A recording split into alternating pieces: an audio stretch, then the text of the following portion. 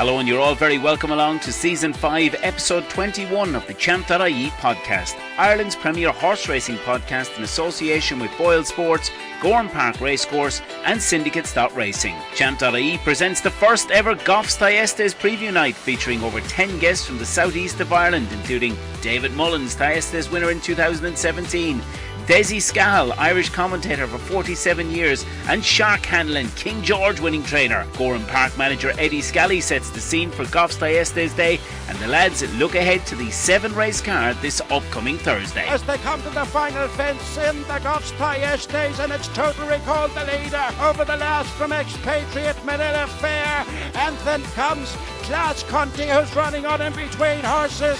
Running up to the finish this day will be Throwback Thursday in years to come for Willie Mullins as his nephew Danny wins on Total Recall. Class Conti second, and third is Manila Fair, then expatriate. If you haven't already, be sure to like this video and subscribe to the Champ.ie YouTube channel, as it helps to get horse racing content out there to the wider audience. We look forward to reading who you think will win the Goffs Thyestes Chase 2024 in the comments below. Sit back, relax and enjoy the show.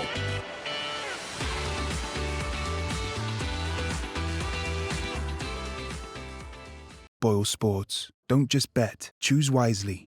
Hello and welcome, and you're welcome along to Champ.ie for a very special edition as we build up to the Goffs Thyestes Day 2024. We've been talking about it for a good 2 months now, but it's just right on top of us. Well, we've some show lined up for you, because to kick it all off, we've the man behind the wire, as they say down at Gowran Park, Eddie Scall. He's going to be telling us all about it in a couple of moments. We've Davey Boland, we've the Shark Hanlon, we've Desi Scahill, we've Lar Byrne and Fr.Paddy Byrne on the show, we've David Mullins, we've Busty Amond, and on top of all that, we've a couple of pairs of tickets to give away. How can you win those? Very simple. Comment in the section below, like and subscribe, obviously, the channel, and of course, put your selection in and why you think that selection is going to win the Thyestes Chase.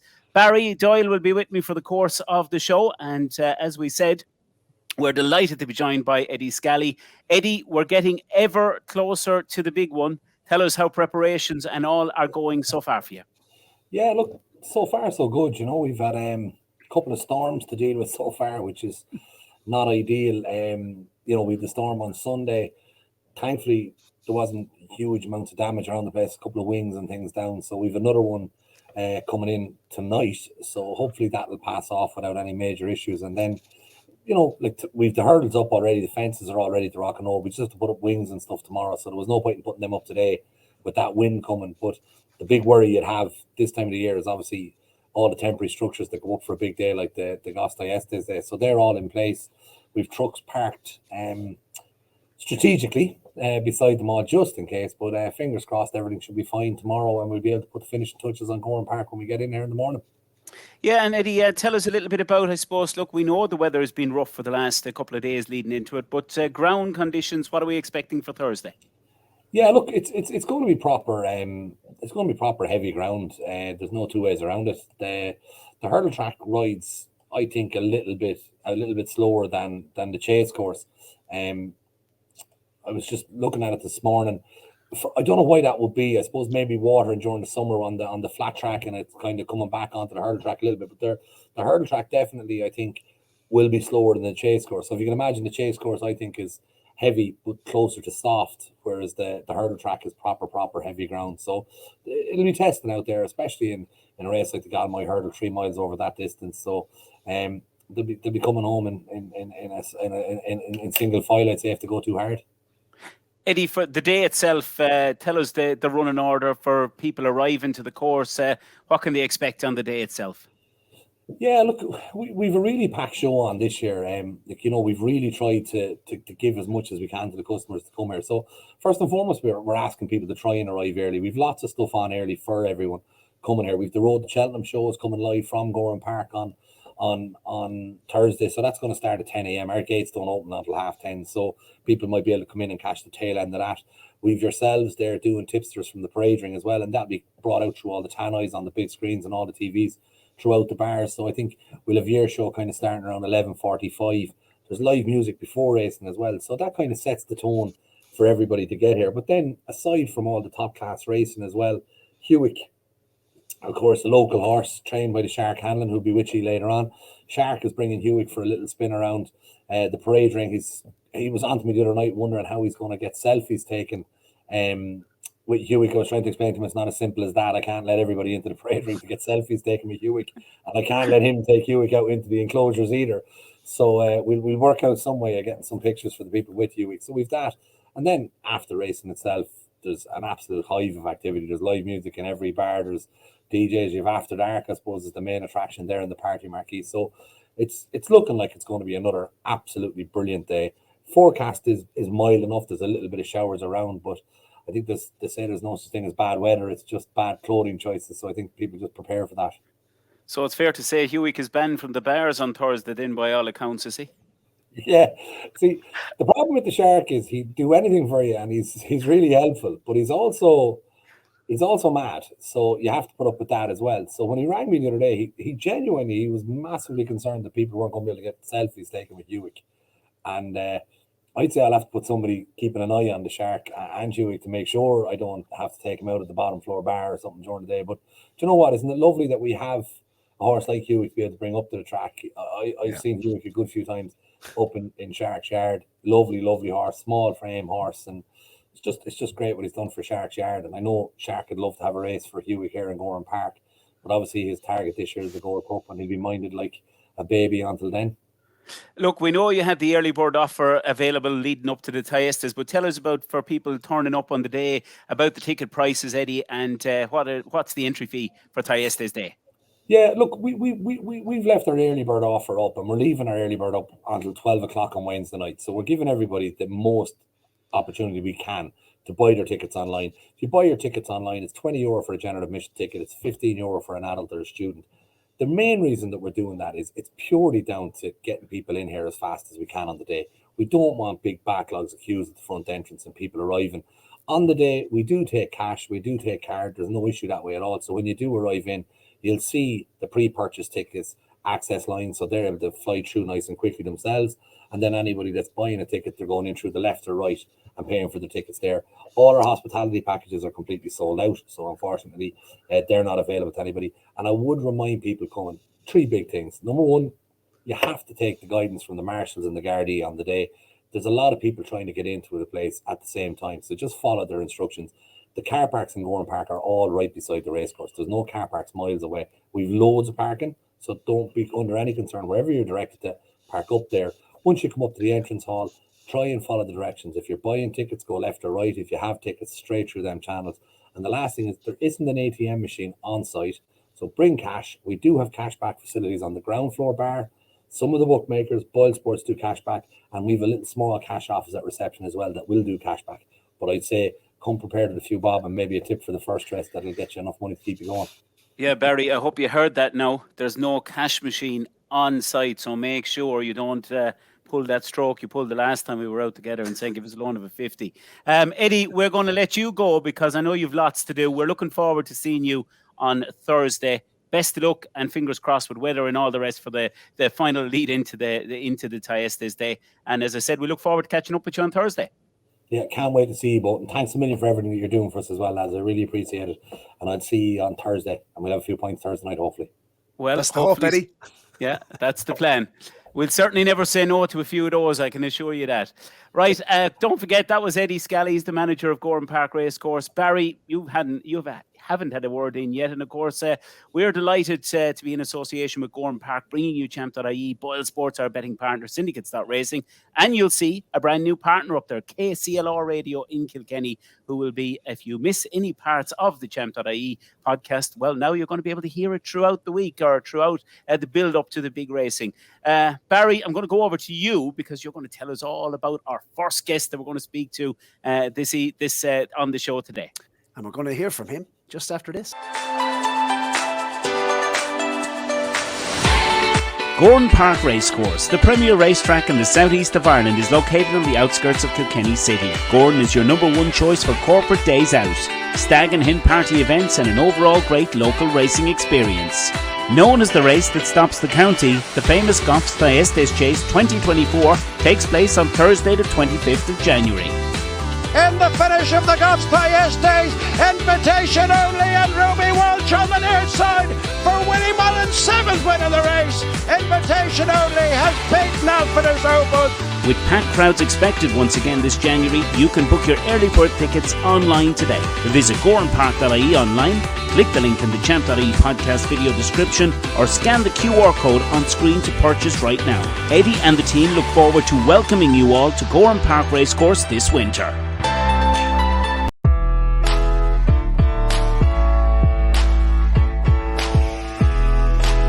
Grangy and Patrick Mullins. McGree had justified favouritism, but sharp object out in front was ready for John McConnell and Alex Harvey.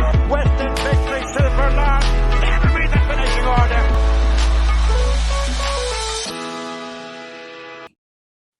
And it's Davey Boland, the wise old sage of the Southeast, Racing's Inside Track TV, of course, the founder of Racing's Inside Track TV, and no stranger to the Champ.ie podcast. Davey, a big day in the Southeast, and of course, you've been doing some fantastic work around Thyestes over the last couple of years.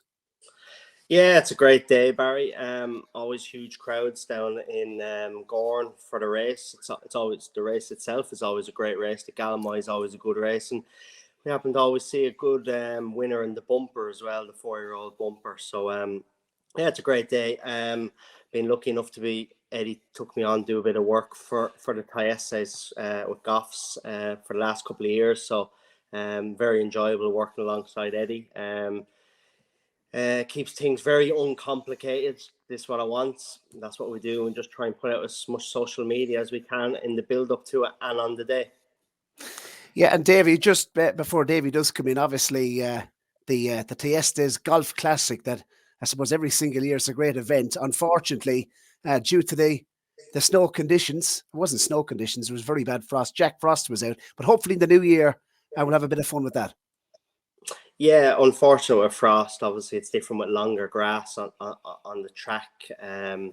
You can race on frosty conditions, but you can't golf on the greens because the grass is so short. But yeah, we're hoping it was a big success last year, and myself and Eddie came up with the idea of it, and it worked really well. People seem to enjoy it. So Eddie thinks we're going to try and organise something later on in the spring, and it'll be good. Lads look forward to it, and at least the weather will be better as well. Davey, I suppose, you've created this super platform for the racing, is Racing Inside Track TV. How has the channel grown over the years for you? And I suppose, you're really doing some great work to promote our sport. Yeah, it's going well. It's I don't have any financial backing, only my own. I've had a couple of sponsors down through the time, but it's hard when you're trying to run other business as well, and if you have a big sponsor, then there's been plenty of offers, but you have to be committed to it 24/7. I wasn't in a position to do that, and I was happy to do it all off my own back. So it's grown really well. The great part about it is, if I'm usually go missing during the summer and play golf in the summer, I do, and then I pick back up then come around September, October, because I don't have a huge love for flat racing, and I find the views don't be as strong in the summer months either. So it's more of a winter thing, and my background is jump racing and point to point, so that's what I enjoy doing. And yeah, it's growing well. Came from an idea from I'm a big boxing fan, and it came from an idea of there's a guy called Coogan Cassius in the UK, and he runs a big YouTube channel called IFL TV. And I just thought, that might work with racing. Apart from TV, there was no one else really doing it at the time. So I started off. My first ever interview was two very good close friends of mine, Paddy Kendi and Mark Bulger, and kind of went from there and just kept teaching myself and learning as I go along. And you see the whole time when you look back at old videos, you kind of get a little bit embarrassed and think, geez, how bad they were. But it's like everything. Every day is a school day, isn't it? So it's good. But, and in the last couple of years, you see a lot of people have started doing that sort of thing. And, I can't take any credit for it just because they've gone along and a lot of them, not all of them, but a lot of them have copied what I've done. And they're perfectly entitled to do what they did, what they've done. But before me, there was no one else doing it, so it was obviously a decent enough idea. Now, Davey, what about the race itself, the Thyestes Day itself, the race, the southeast comes alive for this? What does it mean to the people around the area of Gowran and even in the whole of the southeast? Because we'll know by the crowds that'll be there on Thursday, the huge turnout is incredible. I think the biggest thing is it's very unique in the sense of, it's on a Thursday. It's kind of like that. It's like that thing when you were a school kid, when you're in maths or you're in the class and you weren't meant to be laughing, but you would laugh. It's that sort of thing. Lads take the day off on Thursday. Jeez, we'll go to Gowran and take the day off just because everyone else is going. And I think it'd still obviously be massive, but I think about what would take away from it if it was a weekend date. I think that weekday fixture is the big part of it. So you go down there and you could see. You'd see 4 or 5 of your neighbours or lads you haven't seen in a while, and you'll see them down in Gowran Park at the end of January. It's great. It's a great crowd, great racing. So, but yeah, look, it's a brilliant social thing for the southeast. And what do you most like about the day itself, Davey? What for you stands out for Thyestes Day? The race obviously itself is always a very competitive race. It's always an intriguing race. Usually raced on tough conditions, as Eddie mentioned earlier. It's going to be on heavy ground this year again, and you always do see a decent horse winning the race. I think as I said, last couple of years I've been doing a bit of work at it, so it's a little different as going as a social thing. But yeah, it's good. A lot of the point-to-point lads here in Wexford, it's kind of their last big party day out, it is sort of thing, because all the 4-year-old maidens start on Sunday week, so it's kind of seen for them lads of kind of have a little bit of a get together before the real hard work sets in for them lads.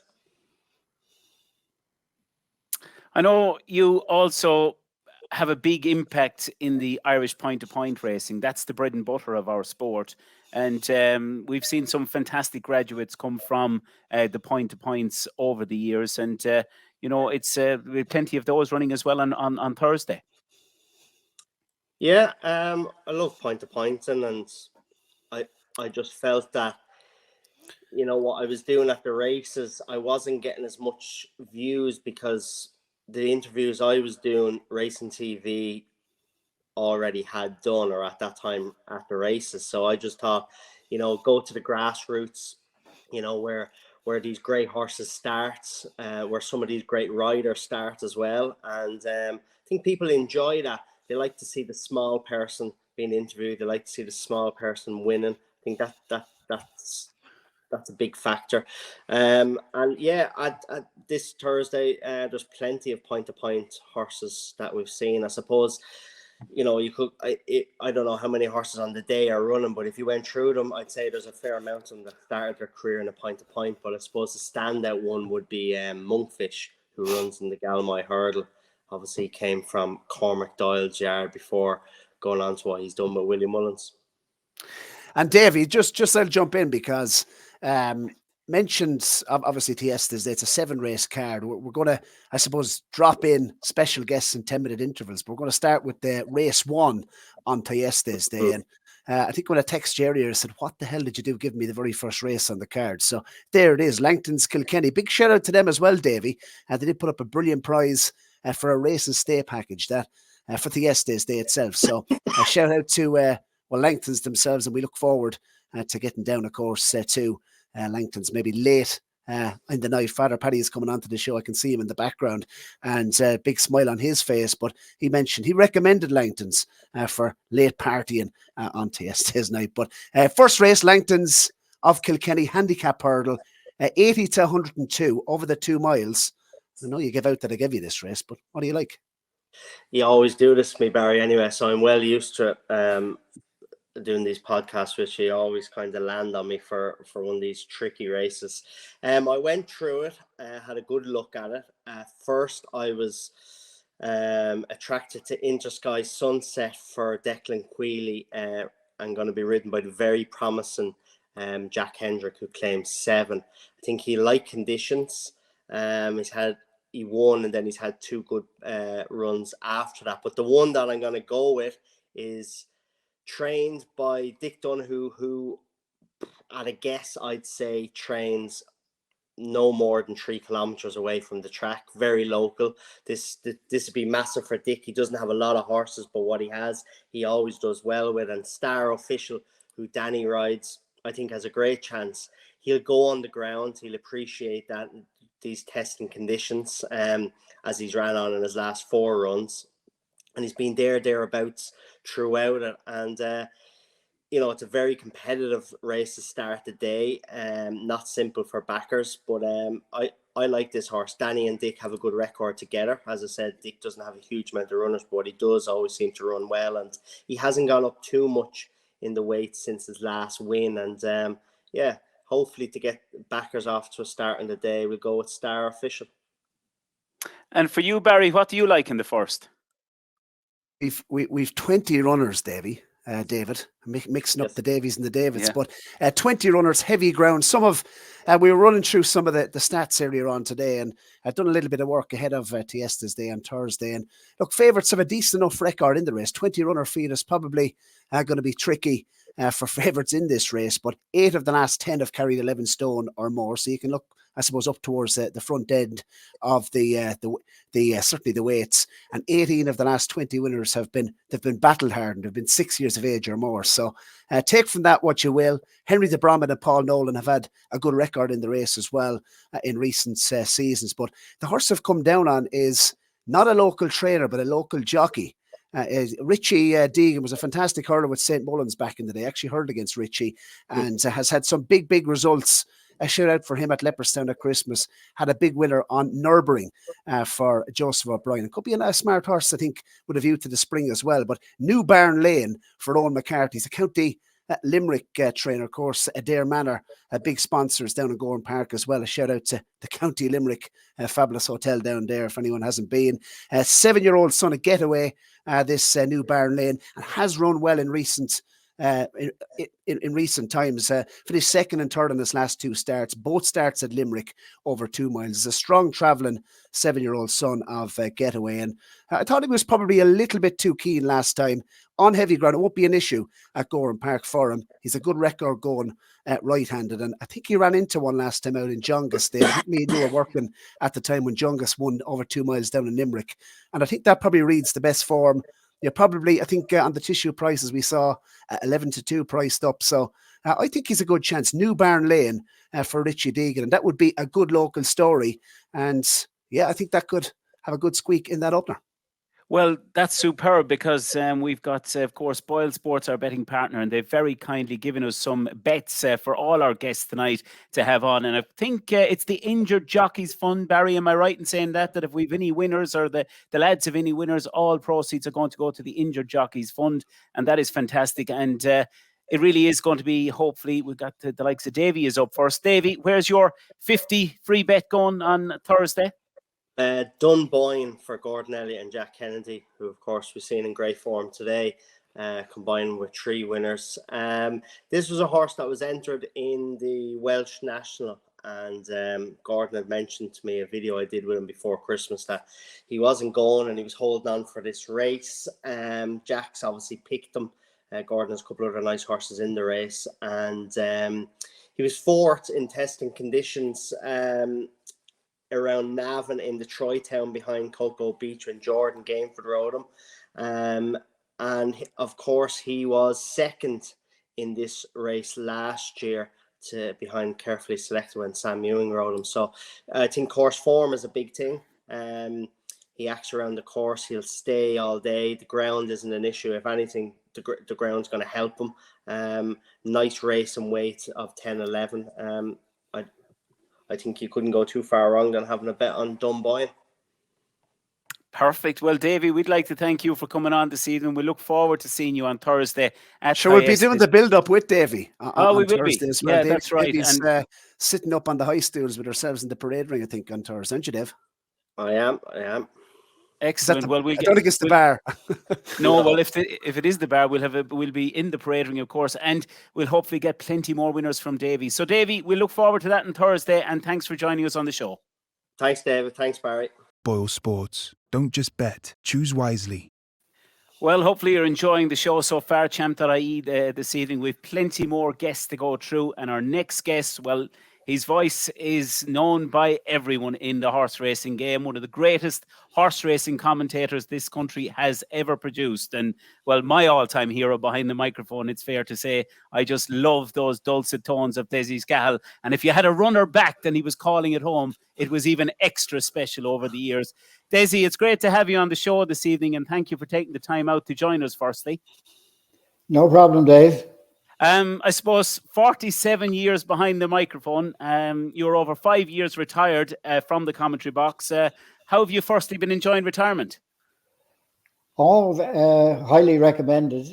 I kept going longer than most, so I was very glad to see the winning post at the finish. An awful lot of people are afraid of retirement because they've so much more to offer, but I think I gave it all on the course and around the country, so I was very happy to get out. And thanks be to God, I've had the health to, over the last 5 years, to play plenty of golf and meet all the old acquaintances and friends that I'd met over many, many years. And that's the way it is at the moment. And I can go to the odd race meeting and catch up with a few lads and things like that. So I have very few complaints, Dave, at the moment. Yeah, excellent. And I suppose, Desi, the commentaries over the years, you know, you'll be known for so many famous commentaries, but 1986, take us back to the commentary on the Gold Cup on, of course, Dawn Run, who was just trained down the road locally to Gowran Park.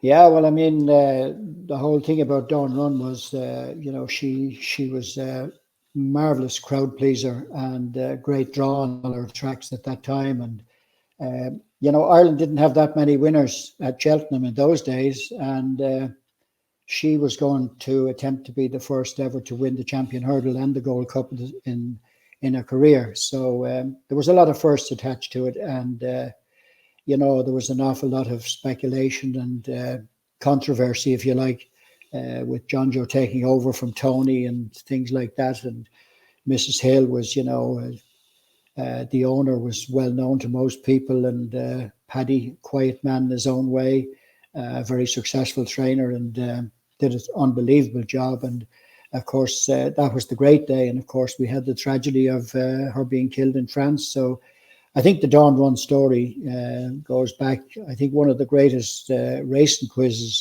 questions is name all the jockeys that rode the winner on Dawn Run. So it was very special. And John Joe taking over. John Joe, you couldn't meet a nicer fella than John Joe.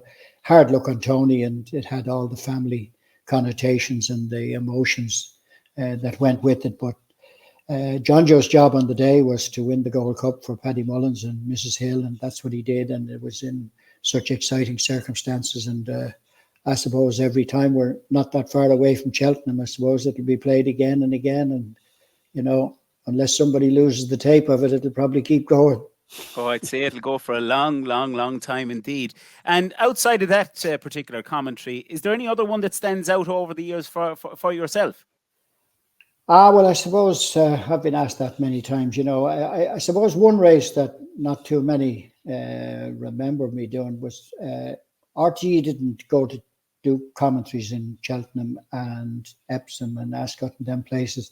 But there was he was a great racing producer in RTE, Noel Coughlin, and he set about making sure that we brought the commentaries of the big races on RTE. So I only did 3 Epsom derbies, and I think the special one was Secreto beating El Gran Senor of Whisker.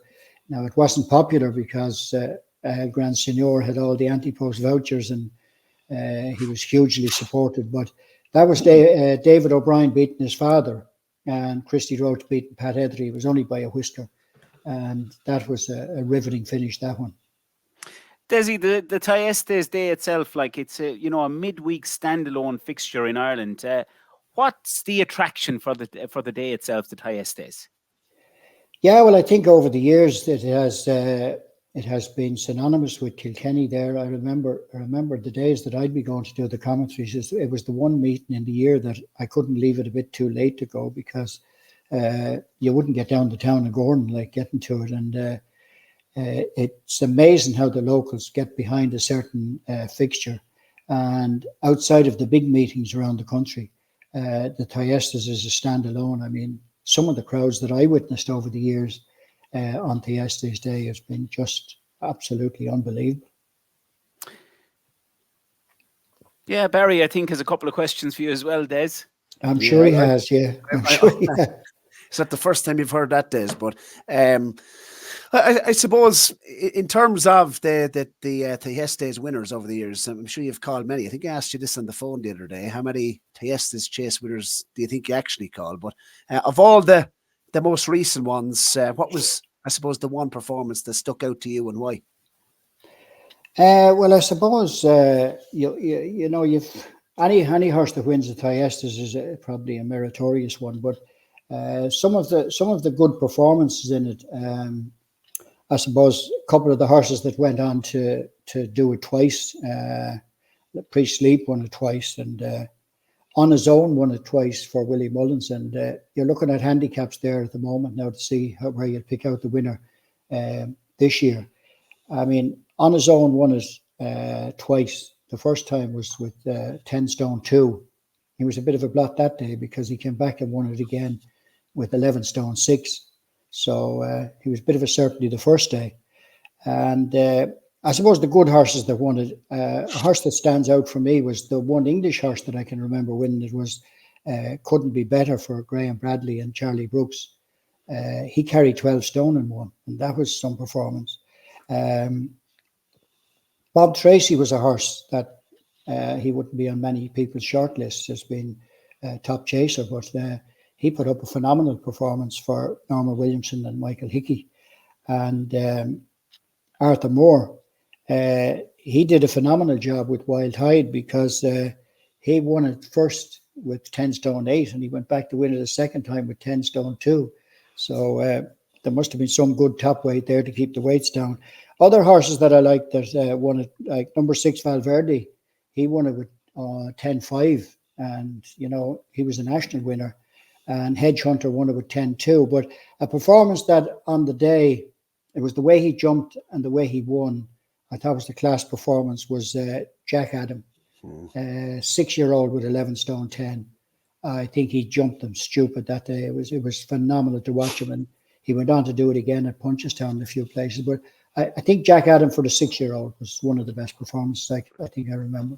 Went on, of course, Dessie, to finish second in the Gold Cup as well. So I suppose that was a big achievement. And another one that I suppose from a local perspective, we'll be hearing from Lar Byrne coming up on the show later on. But horses that I suppose 10-year-olds are over. I think we've had 5 10-year-olds or older horses winning in the last 11 years. So I thought Total Recall, especially from a local perspective, he was 11 years of age. It was actually his last start on the racecourse. Thought he was good as well. Of course, 2 very foggy days, Dessie, down at Gowran Park. We couldn't see much.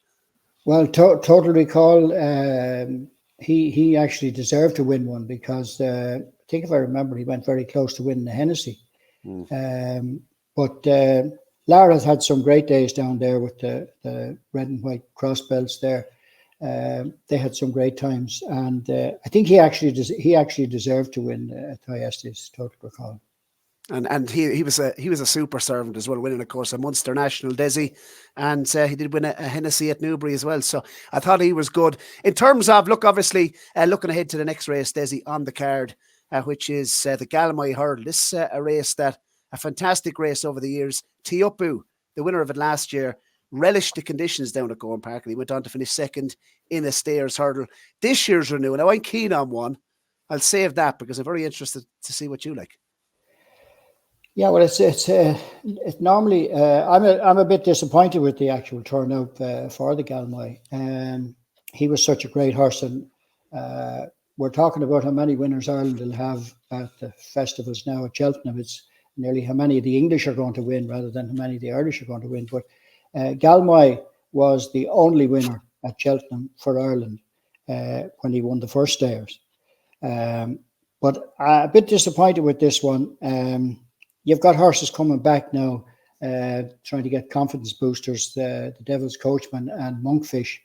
I think both of them, if they came back to their very best over hurdles, probably be hard to beat. But I'd be going to take a chance with Ashdale Bob in the race, to be honest. He ran a cracker at Punchestown. He'll be better. That was over 2 mile and 3 behind Sir Gerhard. I think he's always well suited by 3 miles, and he's had some very good form without winning. And he was second to Home by the Lee in one of them big stairs hurdles at Leopardstown. And I think if he produces his best, he might just be the value in the race at 5 to 1 or so, around that price. All right, let's get the Barry Doyle, the one he likes when he says he likes one. That's the one time you have to cock up the year, Barry. What's the one you like in the Galmoy? Well, we are, of course, David, just dealing with tissue prices for some of the races. But of the prices that we have at the moment, I thought 15 to 8 on the Devil's Coachman was a super price, given the fact that I think Doyle Mead has made no secret that this horse wants absolutely bottomless ground over the years. And he sent them chasing, and I don't think it's worked out for him over fences. And I was actually at the Drinmore. He made a very bad mistake and lucky to come away with his life, I thought, after jumping the last minute. I think Doyle Mead was actually standing beside him at the racecourse that day in the Drinmore. He sprinted down. Obviously, they hold this horse in very high regard, but his form on heavy ground and his form at this time of the year, I think is very, very, it reads very well. He's 3 from 4 in the month of January. He's 2 from 2 in the month of February. He's coming in off the back of what I thought was a really good run against Sir Gerhard at Punchestown over a trip, probably plenty short for him as well. Don't forget his first start of the season, David. He was running in the he was running in the Tri-Town Chase. He finished 7th. His jumping wasn't fluent on that occasion. He's never the type of horse over fences that's actually making ground at his fences. So back over hurdles, the fit of the cheek pieces for the first time. And I've been just crying out for this horse to run in something like a Galmoy hurdle, going right-handed on this type of ground over 3 miles for quite some time. So he's been around a while. I remember this horse actually winning the 4-year-old bumper. He wasn't in the JP McManus Silks at the time, but he won that first 4-year-old bumper of the year every year at Naas. So that was a cracking race. And I think he's a talented horse. And I think staying on behind Sir Gerhard over 2 miles and 3 furlongs, he was quite a pacey horse, Sir Gerhard. I think that probably reads good form. And I have to say, Monkfish, just looking at the race as a whole, David, because I'm going to put this forward as nap pick of the day material at Gowran on Thursday. And look, Monkfish, he's been off the track for 273 days. It was interesting on KCLR, obviously, new partners of the podcast as of today. But I was on KCLR last night, David, just speaking, and Tony Mullins was on just afterwards. And I thought he gave good insight because looking at the form of Sir Gerhard, and the Devil Coachman finishing 2nd at Punchestown, as Tony Mullins said, Monkfish in his heyday would absolutely take care of Sir Gerhard. He was such a good horse, Monkfish, and such a brilliant winner of the Albert Bartlett, but we haven't seen him for 273 days. He's a 10-year-old now. He's not getting any younger, and I just thought he ticked a lot of boxes for the race, the Devil's Coachman, and I think he'll take a lot of beating. 15 to 8, I'm going to put it forward as nap pick of the day on Thyestes Day. Right, well, before we let you go, Desi, we've got a €50 charity bet from Boylesports, and any winnings from all our guests on the show this evening, the proceeds will be going to the Injured Jockeys Fund. And of course, we all know the great work that's carried out by the Injured Jockeys Fund to jockeys who've had the misfortune of injuries over the years. So we're going to ask you for your €50 charity bet for Thursday. Well, I'm going to go for Gordon's horse, Facker Delane. He was brought down at Leopardstown and he was pretty well fancied on that occasion. I think he ran a blinder in the Tri-Town when he was 3rd. And the second horse, Limerick Lace, advertised the form very well with a win in England. And young Danny Gilligan, real fine for these big races, be a good claim. I think it's a very wide open race, to be honest. Angel's Dawn is at the top of the market, probably for a reason that she looks pretty well in. Won the Kim Muir, but disappointed in the Irish National, was, I think, last of the 6 to finish. But Glen Gooley, you have to look at Willie's runners, and Glen Gooley could look like a little bit of a plot for the stable. 20 to 1 shot when he was 2nd in Limerick. I'm sure he didn't have too many fancies on that occasion. had 11-12 that day. The ground would have been very soft as well. 11 stone, nice weight in there. I think he's going to be a threat, but my bet anyway is 25 each way and Facker to lane. And just one final question before we let you go. Any young, nice horse that's catching your eye ahead of the spring festivals?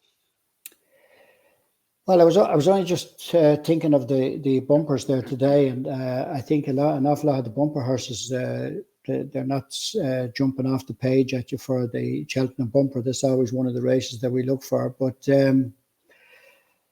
I'm not too sure of any sort of top class novice. A lot of them, I think, maybe I'd want to look at them again at the Dublin Festival. But the standout novices like our Gaelic Warrior and Barry Connell's novice. But they're very short going forward. I think we'll wait for the Dublin Festival to throw up a few more answers, I think.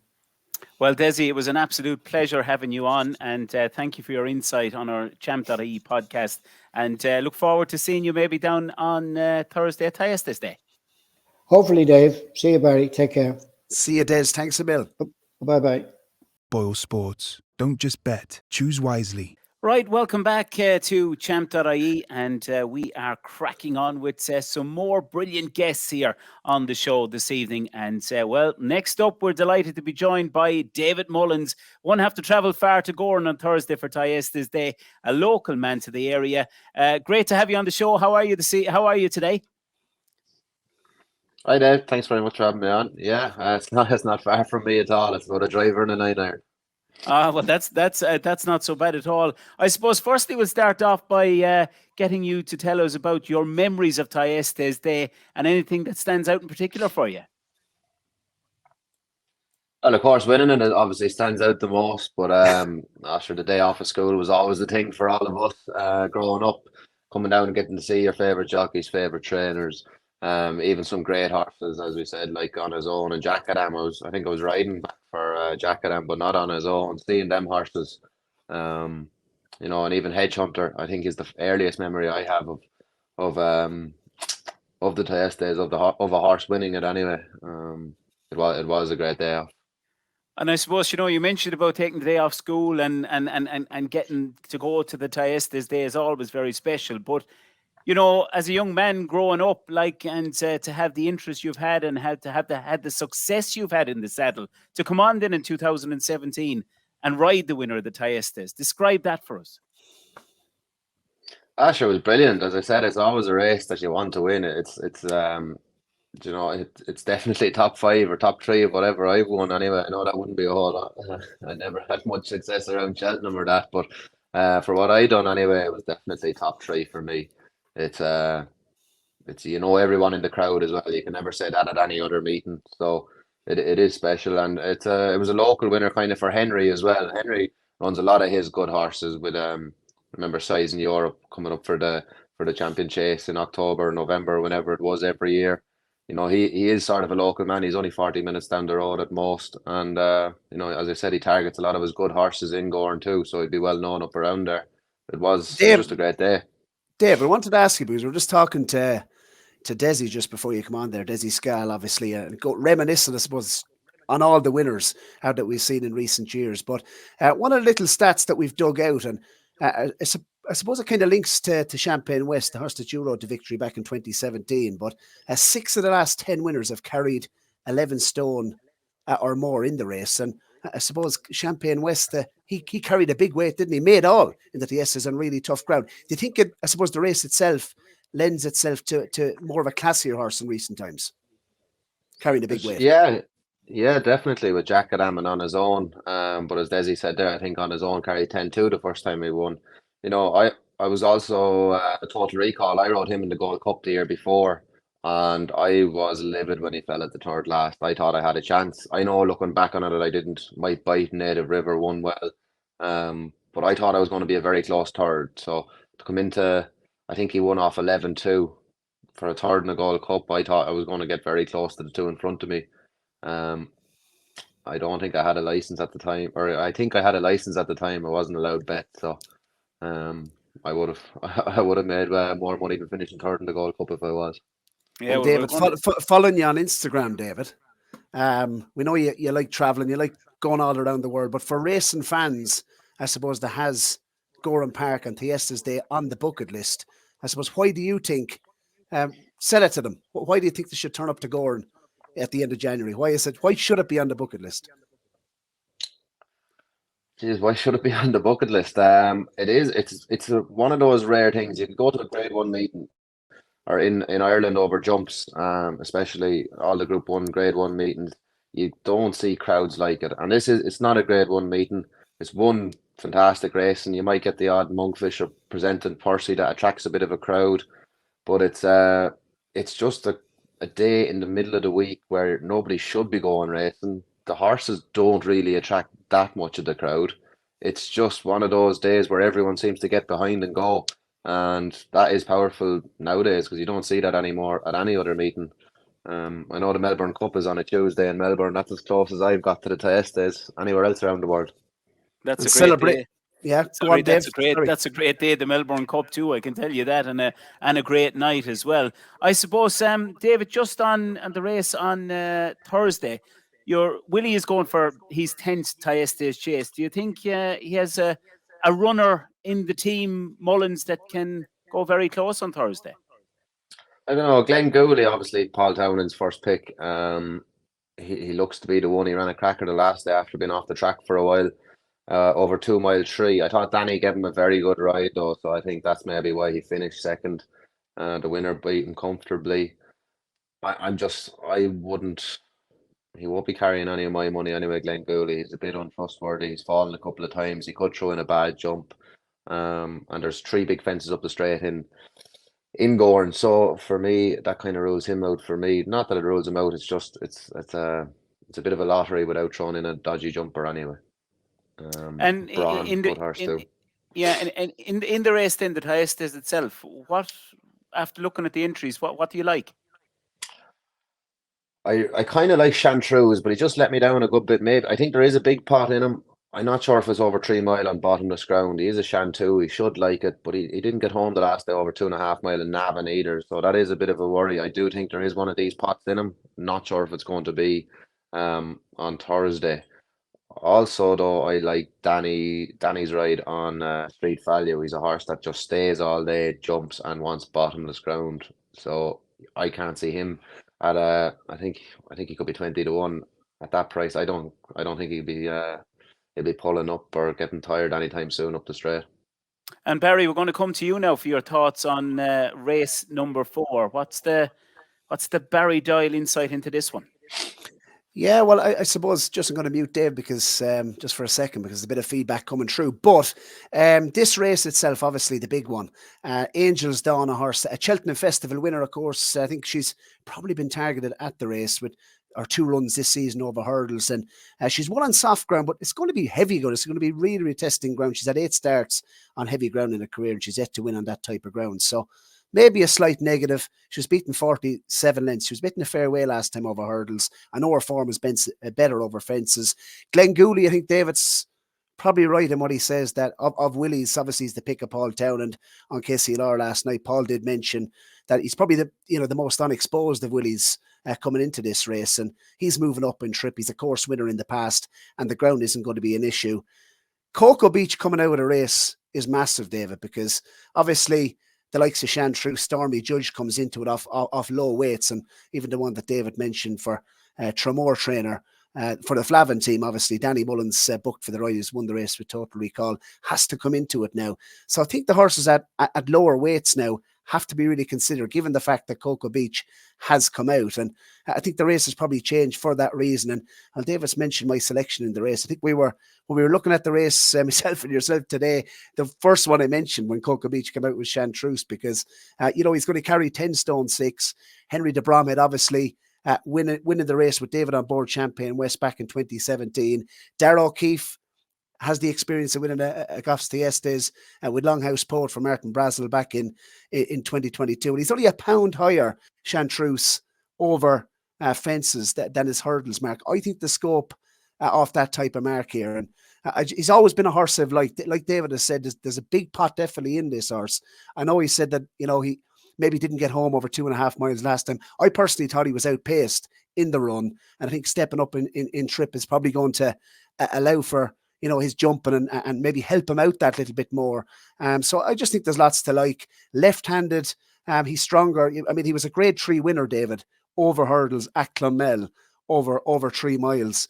And I don't think we've seen the best of him over fences. Clearly not, because he's yet to win over fences, but he's only had 5 starts. So I thought at a double figure price for a trainer that knows how to win the race. He's clearly obviously a local trainer as well, Henry de Bromhead down in Waterford.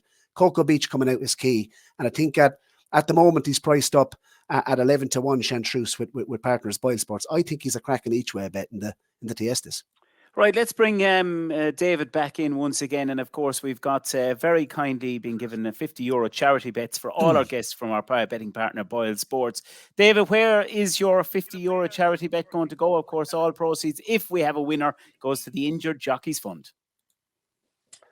I think straight value. I think 50 16s is nice for them. I don't think there'll be any point in saying something like Monkfish at 3-1 or anything. So he's 12-1. I thought he'd be a bit bigger than that, but maybe Boylesports might do something. Possibly, David. I was just going to say that's a fair head of hair back in the day. What happened there?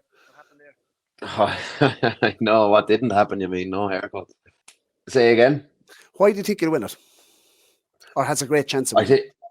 I don't think he's unexposed particularly. I just think it's a weaker race than normal, and he gets 3 mile, and the rain that's fallen here at the minute over the last few days, and the frost that was there is going to make the ground absolutely horrific. And he's one horse that I can see definitely wants this ground. So that's the reason. I don't think he's going to stop. He is in good form. He was second. He was third over 3.5 mile or 2.5 mile the last day, and needing further. So for my €50, that's where that's. I was just going to ask you, with the Dublin Racing Festival in Cheltenham upcoming, is there any nice young horse that stands out for you? I thought Mystical Power was very good the other day. I didn't see that coming at all. You know, he beat a good horse of Gordon's definitely too. So for me, he's the one that I'm most keen to see about Cheltenham, especially being the breeding he has out of Any Power and by Galileo. That's just really exciting for me. I think personally, I'm surprised they didn't leave him as a full horse, but obviously the engine and the breeding he has, I thought he might have made a great stallion, but they're no longer there anymore. He won't be doing that, but it will be great to see him. Well, we look forward to seeing you down at Gowran Park on Thursday for Thyestes Day. Thank you so much for coming on Champ.ie this evening. Great to catch up with you, and fingers crossed for your 50 charity bet as well at 12-1 for the Injured Jockeys Fund. Thanks a million for being with us this evening. Thanks very much, lads. Thank you. Boylesports. Don't just bet. Choose wisely.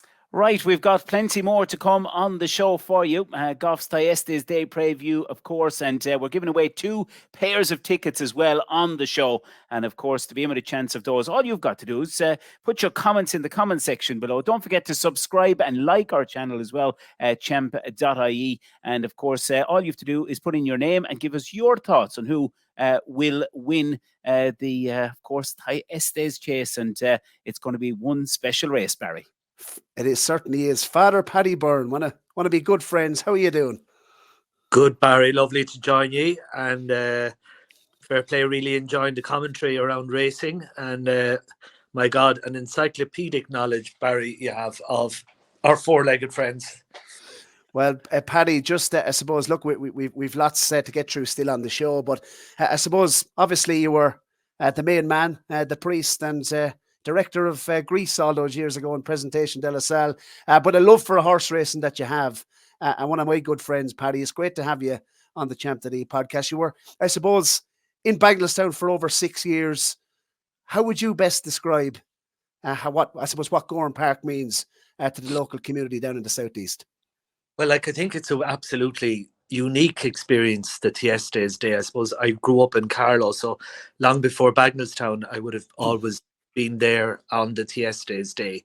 I think there's something about Irish national hunt racing, particularly, that's part of our DNA. We know when we go to Cheltenham how proud we are if we're just looking in on our television when the Irish perform so well. It's great to see that. But centuries and even millennia previous to now, we're on the cusp of the spring. We're into a Celtic festival called Imbolc, of which thousands of years ago, sporting events as they were took place. And I just find when you go down to Gowran on Thursday and you walk in and you can take a deep bit of air, and no matter what the weather is like, there's a feeling even at the bumper when you look up and it's still bright. God, it's not too long now and we'll have the winter festival to look forward to, and more importantly, Cheltenham isn't a million miles away. And that darkness of January, which is long, even though the national hunt keeps many of us who are into it going, that it's a real turning point of the year. And I think it's true that Gowran particularly it's a very sacred place, and Thyestes Day is an opportunity to meet people that you might only see once a year. I know we as a group of family and cousins all connect, and it's a real down-to-earth, honest, happy day where there's great fun, not just, please God, with a few winners, but like little things like going down to listen to After Dark afterwards, or as you mentioned, heading into Kilkenny or going into Carlow or Bagnallstown, that you make a day of it. I'm not sure what work is like on Friday for most people, but it's certainly a wonderful occasion and something to be proud of. It's really in our heritage, and I think it's one of the highlights of my year annually.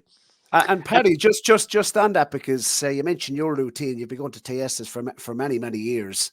How does it start? I think you mentioned earlier yourself and a group of cousins starting the famous Point Depot for the full fry up from John Glendon.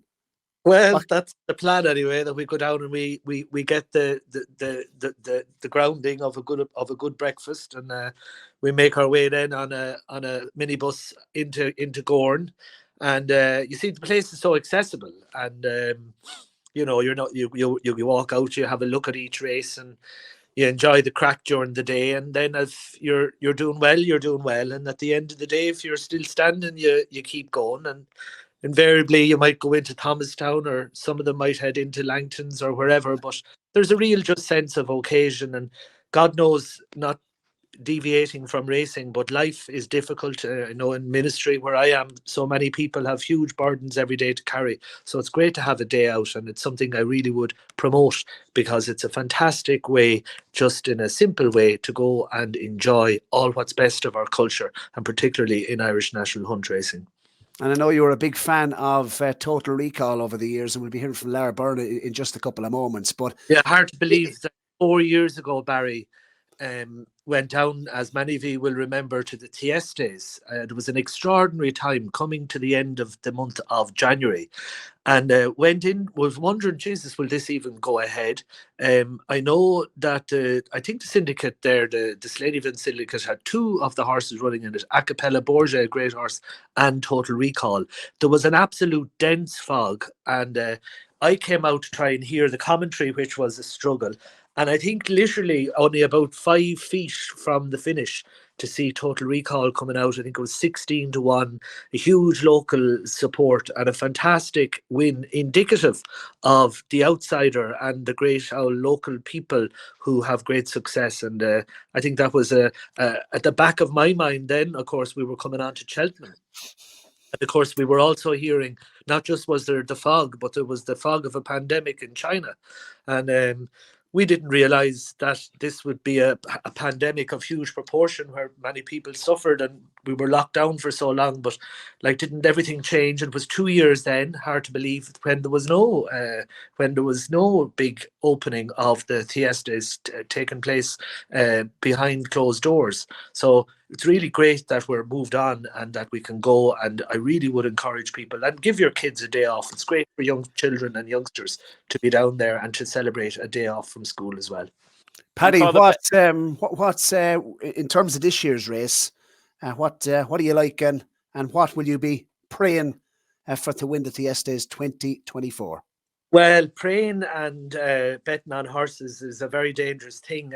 Just very briefly, on Christmas Eve, I was celebrating lots of masses, and at the back of my mind, I was telling an old story at the Christmas Eve masses, huge crowds, about the piece of straw in the crib. And our father, God rest him, and mother used to say, at Christmas time, if you go to the crib and you take home a bit of the straw, you will have prosperity and, more importantly, health for the year to come. So I said, will I or will I not? And I said, feck it, go for it. So I said, no, I have a Christmas present for you all. I said, there's a little horse, and I love this horse, and a great trainer called Shark Hanlon. And the horse is called Hewick, and he's running in the King George on Tuesday, which was Stevens's day. And my little Christmas present to you is, if you can afford it, put a few bob on it. The race, we know what happened. The bookies in Abbey Leaks had to close down at 4 o'clock that afternoon. And I think everybody had a fairly prosperous day. So I have a now strong sense, a feeling about a particular horse that already has been mentioned. And I think it's at the moment great value at 12-1. It's street value. It's one of your 9 years old. You've already mentioned that, Barry, a lot about 9-year-olds have fairly good record in the race. And I think he represents good value. He has a nice weight, 10 stone, 5 pound, which will be a big help on the ground, because the ground we know will be very, very soft on Thursday. I think the 3 mile one will take a bit of getting, but he will, no problem for him to do it. I like his pedigree. He's by the same sire as Well Chosen, and at last year's winner, the same as Carefully Selected, and he has already the advantage of Danny Mullins, who has both won on him and has had the success of a Thyestes winner. So I would strongly suggest that street value will not end up at 12-1. I think he'll be a lot of money will go on him, and if God, who is always on our side, once the horses come home safe. But I think it'll be a long night, either somewhere special if that horse comes home. I'd encourage everyone to put a few bob, and indeed that would be where I would go. I'll be bold, put €50 on the nose on street value for the Thyestes. And that's for the Irish Injured Jockeys Fund as well. And I think myself and Davey will be down there early in the day, and I think I think after the second race, Eddie has given us permission maybe to have 1 or 2 beverages. But if this horse wins the Thyestes, I think Davey, we know where we're ending up. We'll probably stick with Fr.Paddy, will we?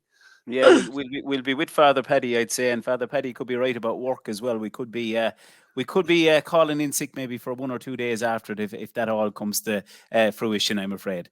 Barry, one thing, one other little tip. Now again, we all do this responsibly, but it's for fun.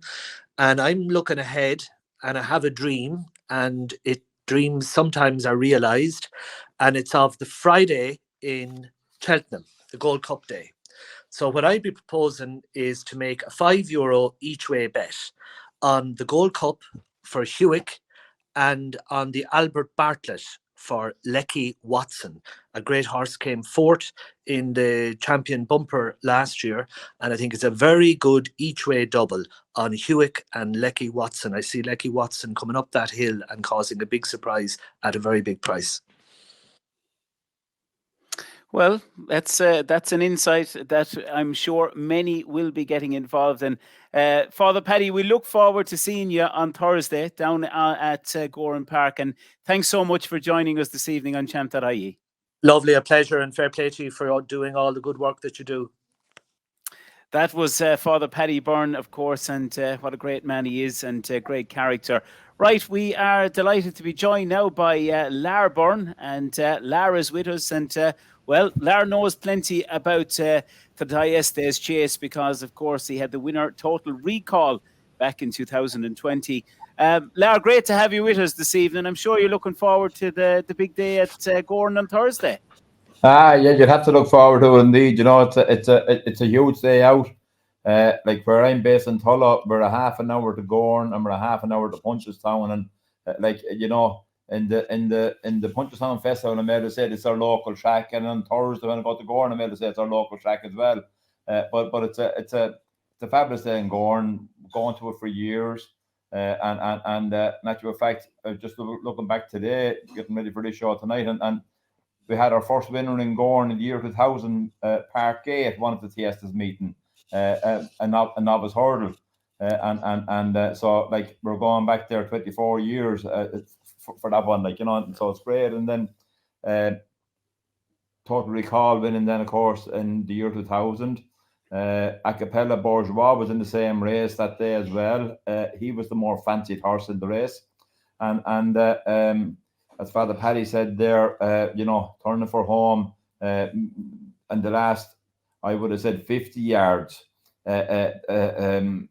total just appeared out of the fog. Acapella had hit a few of the fences on the way, and from the little bit you could see of the race, I kind of knew his dinner was cooked anyway, And then when you seen Total coming out of the pack, it was fabulous, super, and again, it's a local day with all the local people there, and it's one we'll certainly remember for a long, long time. Yes, absolutely. And of course, Total Recall, winner of the Munster National Limerick, the Hennessy Gold Cup, over 330,000 in prize money. To own a horse like that, is kind of like a dream come true, isn't it, in so many ways? Because in the game, it's so hard to get a star like that will, give you so much pleasure and joy. It's very, very, very hard to get them, at the level we play at, in the purse strings we have, that we would be limited enough in our resources, and I suppose you could say that we're boxing way above our weight there for a long number of years, with the good horses we have, and again, Total Recall is one there that really came to the fore for us, and when he went to Willie Mullins, first of all after Sandra Hughes retiring, his first season, actually his first run, he went to the Munster National. And he won that race for us in fine style with Ruby on board. I remember talking to Willie the next day or the day after, and giving out about the handicapper, putting them up 18 pounds after his Munster National win. And Willie said, we'll be all right, we still have a stone on our sleeve, So that's the kind of a horse he was, and in any case, he says, if we want to get into the Hennessy, he said he'd have to go up that 18 pounds anyway, and then he went on to the Hennessy, and Julie obliged again. So it was fabulous, Talk to us about the days with Hardy Eustace now as well.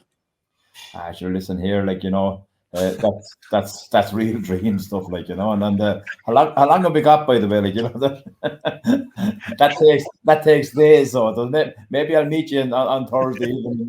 That sounds good. Yeah, that sounds good. We can discuss it over a pint.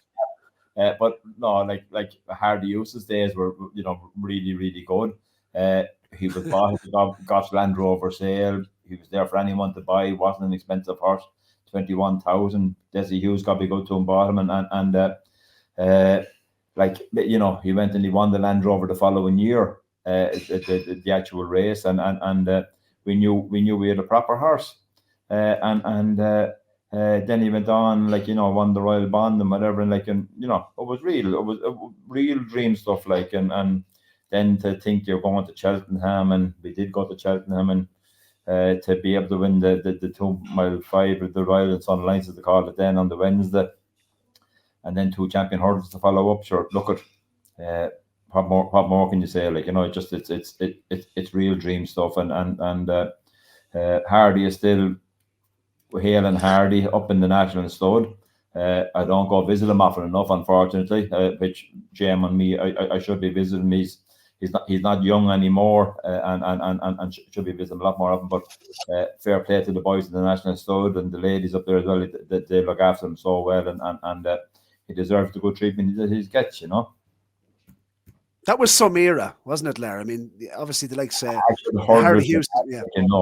Archibald, Max Joy, Brave Inca, so we're all taking the heads off each other, and they were, if Hardy wasn't around, Brave Inca was winning it. If Brave Inca wasn't winning, Max Joy was winning it, they done themselves out of an awful lot of good prize money, if you had been lucky enough, to have a Hardy Eustace on his own back then, no opposition, sure, Jesus, you'd be really, really kind in it, And I'd say I'd say we know the bar that you go to Cheltenham in this day and age. Sure, listen, I'm afraid to go to it. Hardy Eustace, of course, bar for you on this. Yeah, and sure, you had to give it a visit every year, when you would go, and sure, you'd be as proud as punch, going into it, and sure, look at again. We're looking hard to find another hardy usage, you know, and hopefully one of these days we will, you know. And of course, Lecky Watson this year is flying the flag for the Slaneyville Syndicate, Lar. And yeah, Father Paddy there was taking me thunder there and claiming all the accolades. I can't even give him as a tip now for Cheltenham because Father Paddy did get in before me. I wouldn't be as brave now as Paddy, like putting them in the double with Hewitt. But listen, what can you say about the Shark and Hewitt? Like, he done it fabulous in Kenton at Christmas time, and he probably deserves his chance to go to the Gold Cup. But going back to Lecky Watson, I think he's a very exciting horse. The extra half a mile, over what his last two runs were in Ireland, like the 2.5 mile, won't inconvenience him whatsoever, and the bit of ground won't inconvenience him either. I'd say he's made for that hill in Cheltenham, and we'd be quietly hoping that he could storm up that hill on the Friday at Cheltenham, you know.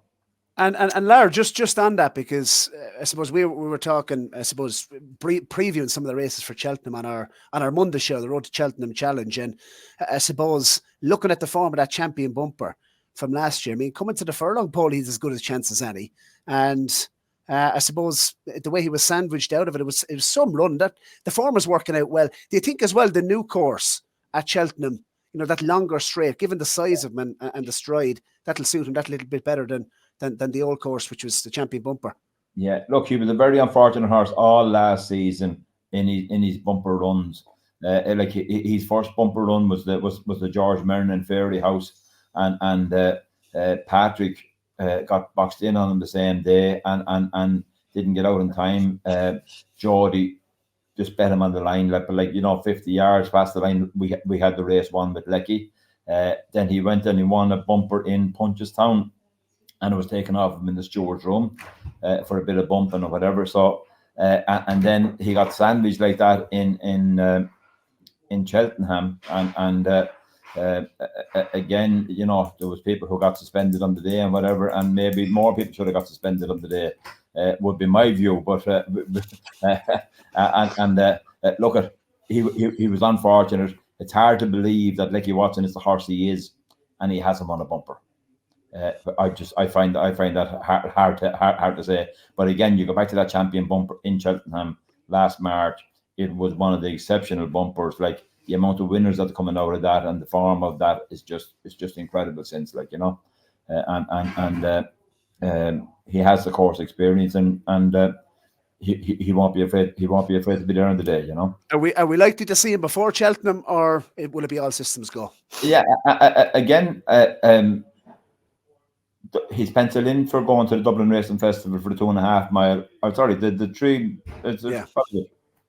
The Italian Lacey, is it? The Italian Lacey, yeah, that's a 2.5 mile on the Saturday, and Willie says he's going for that race, and so let's see that, and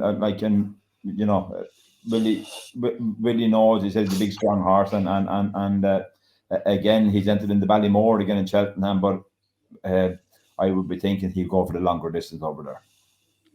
Right, Barry, what do we like from you in race 5 at Gowran on Thursday? Let's get your thoughts on that before we get Lara's charity bet for Thyestes Day. It's the beginner's chase, isn't it? Over 2 miles and 4 furlongs. I look forward to hearing as well from Pat Foley as well coming up on the show, who, of course, said the stable won it with Rebel Gold a couple of seasons ago, but that was over 2 miles. And obviously this is 2.5 miles. And Willie has a real decent record in this particular race. I'm after losing my stat sheet, but I had a couple of, I suppose, pointers on this particular race, David. But the one I like in the race is St. Felician for Gordon Elliott, who has a couple of runners, of course, in Gowran Park on Thursday. He's a course winner in the past, and look at his form as well. Obviously, Facile Vega, what a bumper horse he was, and what a novice hurdler he was. Over fences at Navan, he was only beaten 9 lengths, and when finishing third to him, who was back and forth on that occasion, only a graded winner since in Spillane Tower. So I think on hurdles form, to me, he looks the one to beat. This is a different discipline. It's chasing. I still think he's the one to beat. He's 11-4. Jack Kennedy's on board. And look, I think he could be one of the better chances for Gordon on Thursday. That's St. Felician. He's 11-4, second favourite. I wouldn't be surprised if he's well supported. So this is his type of distance as well, I think. And I think he'll go well, David, here. Lovely. Lar, before we let you go, we've got a €50 charity bet from our betting partner, Boylesports, for you to choose. What is your 50 going on? And of course, all winning proceeds are going to go to the Injured Jockeys Fund if we have any winners on Thursday. Again, I'm gone down to the card there today, and again, I'm a Street Value fan. 10 stone 5. He's a real mudlark. Loves the grown. Danny is on him, and Danny knows how to get around Thyestes. He won't get tired. With Cocoa Beach coming out of it, I kind of turned the race upside down, and Street Value was my bet at 12-1. Well, that's super, and we look forward. I tell you what, if Street Value wins, the Injured Jockeys Fund are going to have a great collection come Thursday evening. Lar, look forward to seeing you on Thursday, and thanks a million for joining us on Champ.ie. Cheers. Thanks, lads. Cheers. Bye, Barry. Bye-bye. Boylesports. Don't just bet. Choose wisely. Right, we're moving on, Barry. I've muted myself. It's hard to get all the logistics right sometimes, but we're heading down to Danoli country, and Pat Foley, of course, is joining us, who's made a fantastic start to life in the training ranks. And well, of course, Pat, speaking of Thyestes Chase Day, we're obviously moving on to race 6 now in our build-up. And before you come on here, we mentioned Rebel Gold. So he's been such a big star for the yard, and you have a lovely team of horses to go to war with currently. Yeah, delighted with them so far. Rebel has been a complete a star, I suppose, for me. He had a cracking season last season with winning the Dan Moore and then winning a Grade 3 afterwards. So he won that beginner's chase on the Thyestes meet in 2021. So yeah, I've been delighted with how the year went.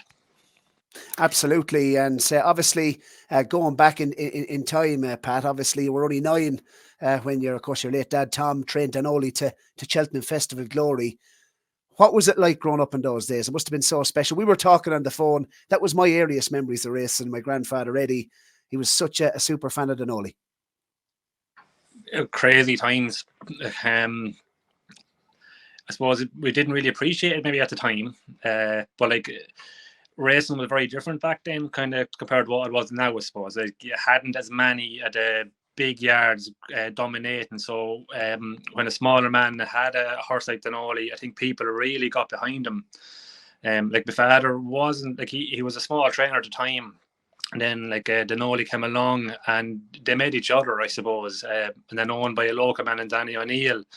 So there were really special times. Like the races that he won, I don't suppose we kind of nearly appreciate at the time, but looking back on it now, like they're unbelievable memories. Between Cheltenham, Leopardstown, Gorn, like he won the Red Mills Hurdle in Gorn as well. So as far as I know, I think I don't know if he still has the record, but I think that for a long time that was the record attendance for a crowd in Gorn was the year he won the Red Mills Hurdle. And I think Pat, just to mention that we did say to Lar Byrne that obviously Hardy Eustace has a bar named after him in Cheltenham. I think we could really start campaigning that a couple of things could start being named after the great Danoli. Yeah, I think he would deserve it.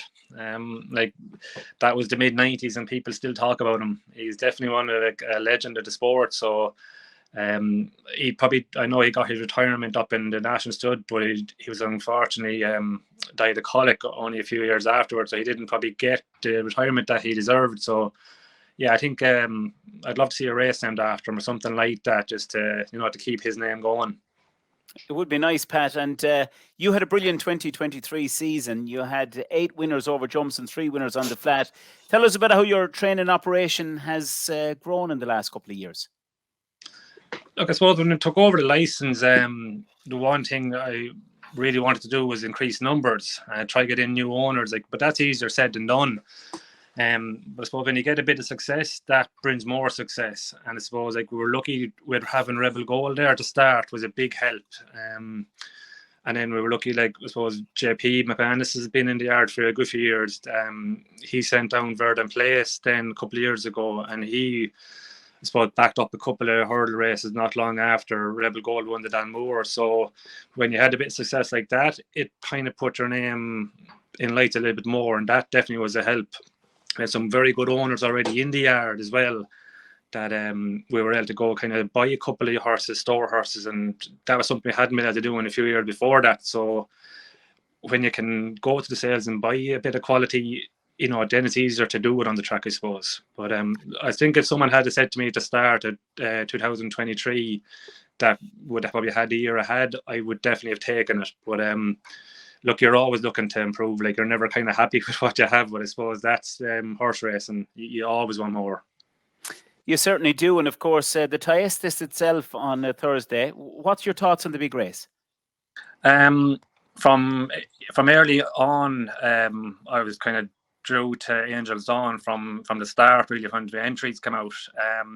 I think she's been set up for this, had 2 lovely runs over hurdles for now. She's in at 10-11, so it's a lovely weight. To me, she'll go on the ground, she'll jump, she'll stay. I know being a filly is hard. I think Be My Bell was the last one to win, but to me, she was the one that stood out the most for me. And Barry, just on the course, the 6th race on Thyestes Day, what stands out for you in the 6th race on Thursday? Not a lot, David. It's probably the race that on Thyestes Day, but that I suppose I found the trickiest. It's actually a smaller enough field. I suppose 9 runners in total. Obviously, it's going to probably lend itself over the 2 miles here to more of a staying 2 miler, given the ground conditions, obviously. But in terms of this race itself, just I suppose a couple of pointers. Race 6 is, of course, the Adair Manor Opportunity handicap hurdle, 80 to 123. And I suppose we've only had one winning favourite in the last 7 years of this race, David. 3 of the last 4 were 6 years of age, and 3 of the last 7 were 10 to 1 or bigger. So it's the type of race that over the years you might have been able to find one in. And I suppose of the runners at the moment, obviously the ones in good form, Binks for Martin Hassett, has a win to his name when last seen. Don't Talk for the County Dublin yard, Carl Thornton, that's on a hat-trick bid. So that's clearly in decent form. And then you have the unexposed Weighty's Quest for the Shrudy Charles Byrnes. I'm sure will be coming up from Limerick, looking maybe to have a winner in a race like this. And we have to mention as well, Philip Rotwell, he's been doing quite well of late and is going really well in terms of the number of winners that he's had in the last, I suppose, this season. And he has Billy Lee Swagger. So it is a tricky race. The one I liked was the Langan runner, Big Island, finished 2nd when last seen. It's a 7-year-old, has had plenty of racing, was only beaten 3.5 lengths at Thurles on softer ground over the 2 miles behind Pakin's Rock. And just thought, look, it was raised £2 for finishing 2nd on that occasion, but it'll be a tentative pick. Richie Condon, obviously taking £2 off, has a good ride as well, Richie Condon, on Stormy Judge in the big one, on board Pat Fahey's Stormy Judge. But I thought, in truth, this could be his best chance of a local winner on the day. And Big Islands, as I said, it's a type of race that you can find one in. And I thought Big Island, maybe for each way purposes in a race like this. But I thought that would be the way I would be siding.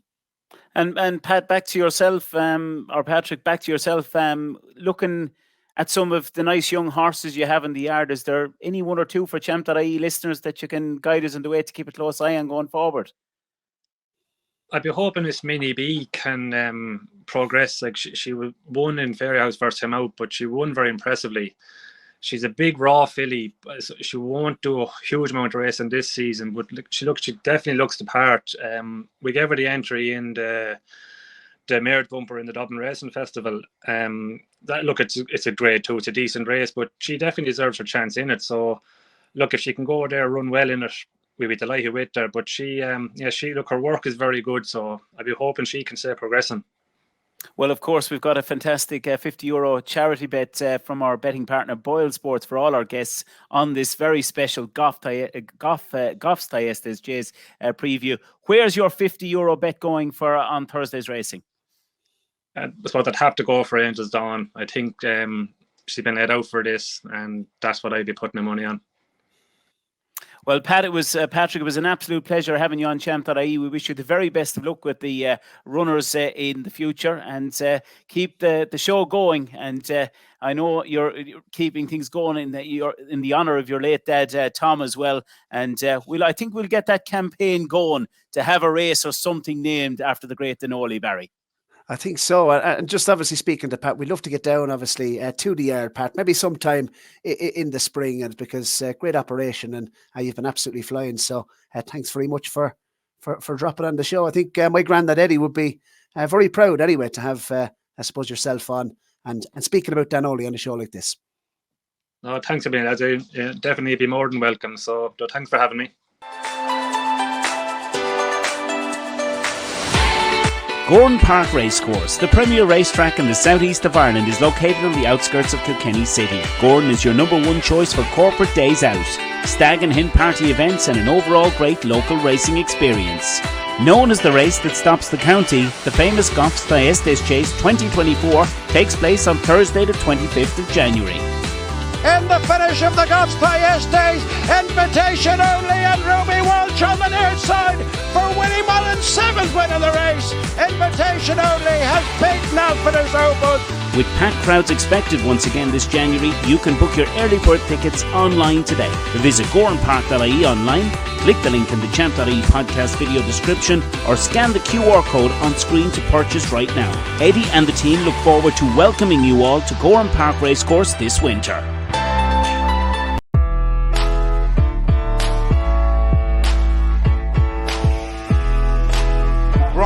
And Patrick Mullins. McGree had justified favouritism, but sharp object out in front, we're ready for John McConnell and Alex Harvey. Western victory, Silver Lar. That'll be the finishing order. And we're delighted to be joined by Ian Busty Amond. And I suppose before we start, the debate and the survey we've put out today, who's more famous? Is it Busty or the brother Niall Amond, better known as Bubba? No, I don't know. You may let Bubba answer that one, I suppose. No, look, the two of us are working in the game a long time, so we're been around now the last 20 years, say, working in racing, so it's grand the two of us enjoy it, and we've been doing it all our lives, so we know nothing different. Tell us about where you are at the moment. We know you're with Gordon Elliott up in County Meath, but tell us about how long you're there and how that all came about. I'm with Gordon about 10 years now, I suppose. We might have known him since we were the same, since we were 19 or 20. And just always sort of palled around with him. And was doing a bit here and there for him over time. And then as Gordon got busier, he was getting more horses in, and the job was getting, the yard was just getting bigger and bigger all the time. So I ended up there then full-time from that time years ago with him. And thankfully he hasn't looked back now. He keeps getting bigger and better. Yeah, certainly the operation is really growing, isn't it? And you've had a tremendous season so far, and I'm sure you'll be hoping to keep that going on Thursday. Give us an insight into the runners on Thursday's card at Gowran, and maybe give our Champ.ie listeners a little bit of guidance in the way maybe of getting a few quid on the day. Yeah, we probably haven't got as many runners. We have plenty of runners in the big race, but not as many runners on the card as you normally would.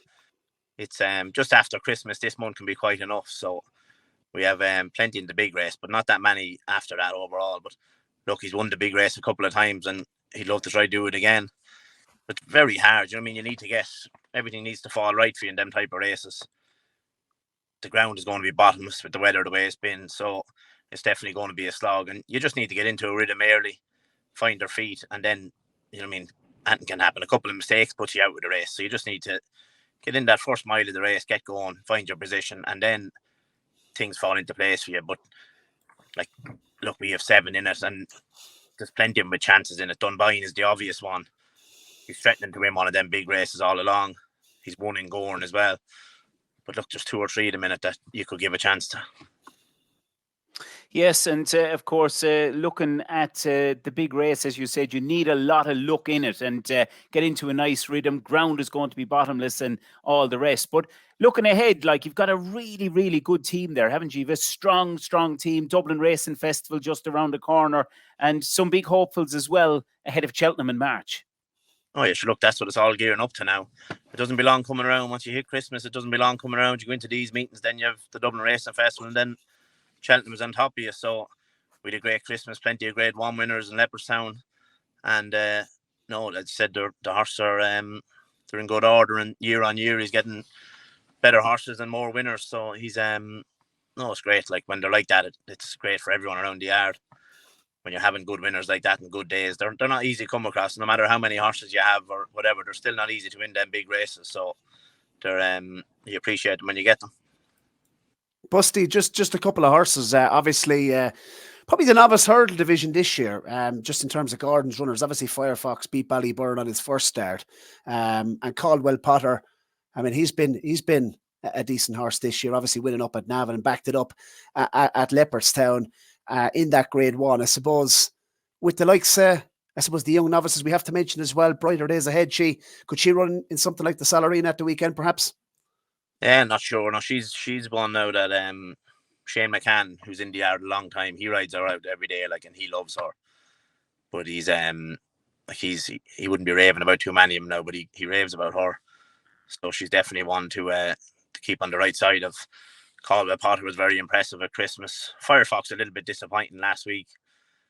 Just I know for a week or two there, maybe they weren't just firing. But look, you're going to have days like that. But you wouldn't be writing the likes of him off either. There's plenty of them there, plenty of them novices there, and no, they've had good seasons so far, and it's just try to keep it up now for the next couple of months into these bigger races. Yeah, and I suppose obviously we have Jack Cantillon coming up on the show, and we've a lovely little prize, just a little teaser, David, as well, that Jack Cantillon will be announcing a big prize, and well, it's something to do with a horse called Gerri Colombe. How has he been since his last start? Of course, we did finish. Did he hold on to second over Capitano? Yeah, look, it was you're going there thinking you had a right chance, and Galloping just on the day blew them away. But like you're not going to back away. You're never going to be afraid of one horse, as to say. And to say maybe it wasn't Gerri's best run, but maybe it wasn't his peak form. And look, you go for them good races, it's the same thing again.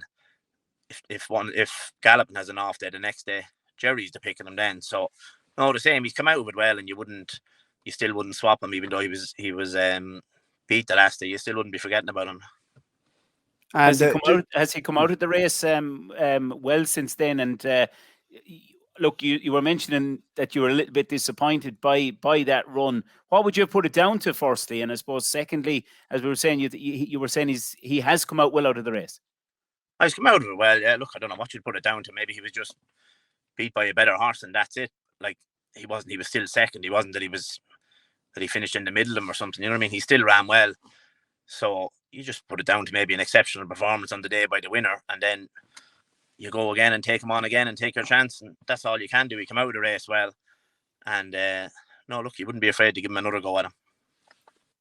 Younger horses sticking with the team, Busty, just to ask you in relation to the bumper division, because first and second in the champion bumper market at the moment, obviously Jalan Dadari, who's been very impressive in the Gigginstown Silks, and then Romeo Coolio showed up nicely to win at Fairyhouse. Yeah, Romeo Coolio does everything right at home and anywhere he's been away, but it's probably a messy race in Fairyhouse, so you would have thought, hoping he'd be more impressive. But look, all you can do is go and win. The same Jalan's been good, won. It's nice. Gigginstown, they're getting a few nice young horses back on the go, so it's nice for them to have ones like that are coming through that look like they're going to be the part and pick up where they left off a couple of years ago. But they'll you wouldn't swap either. Yeah, you know that bumper in Cheltenham is always hard, but the two of them will go there with a very good chance. And I'd say Romeo Coolio missed a bit of time as well, so he probably just wasn't fully wound up, which is no harm. He's going to come on plenty for it, and he was wound up enough to get the job done that day. So he'll have him 100% then come Cheltenham time. Well, Busty, we have a €50 free bet for you to give us your selection, and Injured Jockeys Funds will benefit if we have any winners from our selections on our very special Goffs Thyestes Chase 2024 show. €50 bet for Thursday. What is it and why? I'll stick it on Dunboyne. It won't be any secret. He's short enough in the betting. But look, as I said earlier, he's threatening to win one of them good races. He's won around Gowran, so he'll like that. He'll stay at it. He'll like that old slog, and he's still, I don't know, he's 5 or 6 to 1, so he's not that short. And look, if he wins, it'll put some few pound in the pot for the charity. Yes, it certainly will. It'll be a nice one. Well, listen, we wish you the very best of luck on Thursday, you and the Gordon Elliott team. And we look forward to maybe catching up with you on the day on Thyestes Day, Busty. Yeah, sure, we'll see you down there on the day, boys. And we might see you in the Lar Byrne, Busty. I think you're making your reappearance. Hopefully, if I'm allowed, yeah. But it's a great day, that Thyestes Day. Like, it's been that way for years, as long as I can remember. We're going to it, and it's a great. Eddie and the boys down there have done a great job, and probably since Goffs came on board as well, promoting it. But there's very few days in race and midweek meetings where you'll get an atmosphere like that. What you get down there, I suppose there's plenty of trainers around the area, so the crowd, you get a good crowd that know their stuff with horses, and at the same time you get people that only go to Gowran for that day. But that's the Kilkenny people head back to Langton's, and the Carlow people head back to maybe the Bagnall or into town, and like it's you go into O'Loughlin's first, whatever. That's the way we always done it years ago, and hopefully I'll do it again on Thursday night. But it's a great meeting, and without Eddie's head is probably big enough now without making it any bigger, but without the likes of Eddie and all them making it the way it is, you don't have a day like that. So they deserve plenty of credit for getting it back to what it is. I suppose it's the biggest standalone midweek fixture, Busty, on the Irish calendar. It's great to have it in the locality. And I suppose, look, you mentioned some of the things to do. Obviously, go to Langton's if you're from Kilkenny, go back to the Bagnall if you're from Carlow. But in terms of the day itself, what do you genuinely think sets it apart from, I suppose, all the other midweek fixtures right throughout the calendar? Yeah, I don't know. Look, for me, it's the same as yourself, Barry. It's local, so it's the same as anywhere. Your local thing, you always get a bigger kick out of it or whatever. But I don't know. It's just to have a great job, but it's always been that way. That there always seems to be a great atmosphere at it, and as you said, you get plenty of people at it that know their stuff with horses, because around that area you have plenty of stud farms, plenty of trainers. So somebody's related to someone in racing, or somebody is friends with whoever that works in Foley's yard or in Mullins' yard or in wherever down in the area. So you get plenty of people like that are into it. But like that, I know I have cousins that will probably only go that day a year, but they'll still go that day every year because they enjoy it and it's a great day out. And like whatever they're doing, it keeps bringing people back, so they're doing it right. I was saying to you, Busty, I was saying to you the last time I was at Red Mills Day, herself was got lost in the tent. Your mum, obviously very big into the fashion fate, and I was trying to drag Emma out of the fashion tent to try come to the parade ring and see what winner we were going to back in the next. Yeah, my mother likes the fashion, but the same, it would have been true. My mother and my father worked in a stud farm at home, and all the uncles, so we always went racing from a young age. So it's through them we got into it, and my mother will be there now, and there'll be plenty of her friends going with her, and the same, they'll do the same thing. They'll have their day out, they'll head back to the Bagnall, they'll have dinner, and they love it. They'll be looking forward to it from the last few weeks, the same as plenty of people in the area. I think David, we'll have to see, can we maybe get a fashion partner? It's just have to get the brainwave. Maybe a couple of suits might be, we might be able to get ahead of Red Bills Day. Yeah. What do you think? Yeah, well, we could manage it. We could do a quick fit in there before the Red Mills Day, no problem, to carry out a few suits. Busty, listen, we look forward to chatting with you and seeing you on Thursday, and thanks a million for coming on the show with us ahead of the big race on Thursday. Thanks very much, lads. Thanks, Busty. All right. Boylesports. Don't just bet. Choose wisely. Do you know what? I think we've kept the best to last, as they say. We've kept the fine wine, and that's the man known as the Shark Hanlon. Eddie Scall has security levels at the highest. He believes there'll be selfies taken. He believes that all barriers will be broken down with the Shark and Hewick. Shark, firstly, it's great to have you on the show. How are you? Thanks very much, lads. It's brilliant to be on the show. It's a great show to have. And a lot of people look at this show the same as they go to the Thyestes on Thursday. Right. Look, let's kick off. Look, let's go back to the 26th of December. The King George, it was an incredible day. I think I was working on the day and I was watching the race, and you were looking at the front, the pace and everything. But I think like every real thorough racing fan, like to see, as you described it yourself, the small man, the small story, the little horse with the big heart powering up the hill and winning the King George. Jesus, it was exceptional. It was unreal. Listen, to be on the stand and he gone out with a circle to go, and he was probably 6 or 7 lengths off him. But the only thing now is that they were going so hard that they had to stop. Like lads will say, I heard Ruby saying that they didn't go that hard. Our horse made the run in the Gold Cup last year. He made the run in the Galway Plate. He made the run in the Kerry National, the Bet 365, and he had no problem in line up. And he's still the same horse. He didn't get any slower. It's just that they went way too hard. Like Allaho the other day, I thought he was a certainty the other day in Thurles. I laughed at John Deneen. He was laying him, so he was. And I thought, well, I suppose I said something's never changed. But like he was laying Allaho over 2.5 miles. Allaho is a very, very, very good horse. And I just think that in the King George, they all took on, Frodham was up front, and they took her on one after another, which wasn't, I'd say, the brainiest thing in the world. And it left our lad to come with his run. He always gets outpaced. Even you go back to any race, Galway, last year to the Bet 365, when we went to America, he gets outpaced about a mile out every time. And then he comes back on the right. I remember Rachel Blackmore saying to me in Sandown when she came in and got down at him, I said to her, he's going to get outpaced now, Rachel. So I said, don't mind it. He'll come back on the bridle with you. Turned in Sandown, looked like he was going to get well beaten. And next thing, within 5 or 6 strides, he came back on the bridle again. Yeah, incredible. And of course, he's parading on Thursday at Thyestes Day, which is like something else for racing fans to be able to see him. Big question is he going to be kept out of the bars, or have you a plan to bring him in for a pint like you did after that famous video that went around after that famous victory? I think we'll keep him out of the bar for the time being, but after March, we might bring him back in again.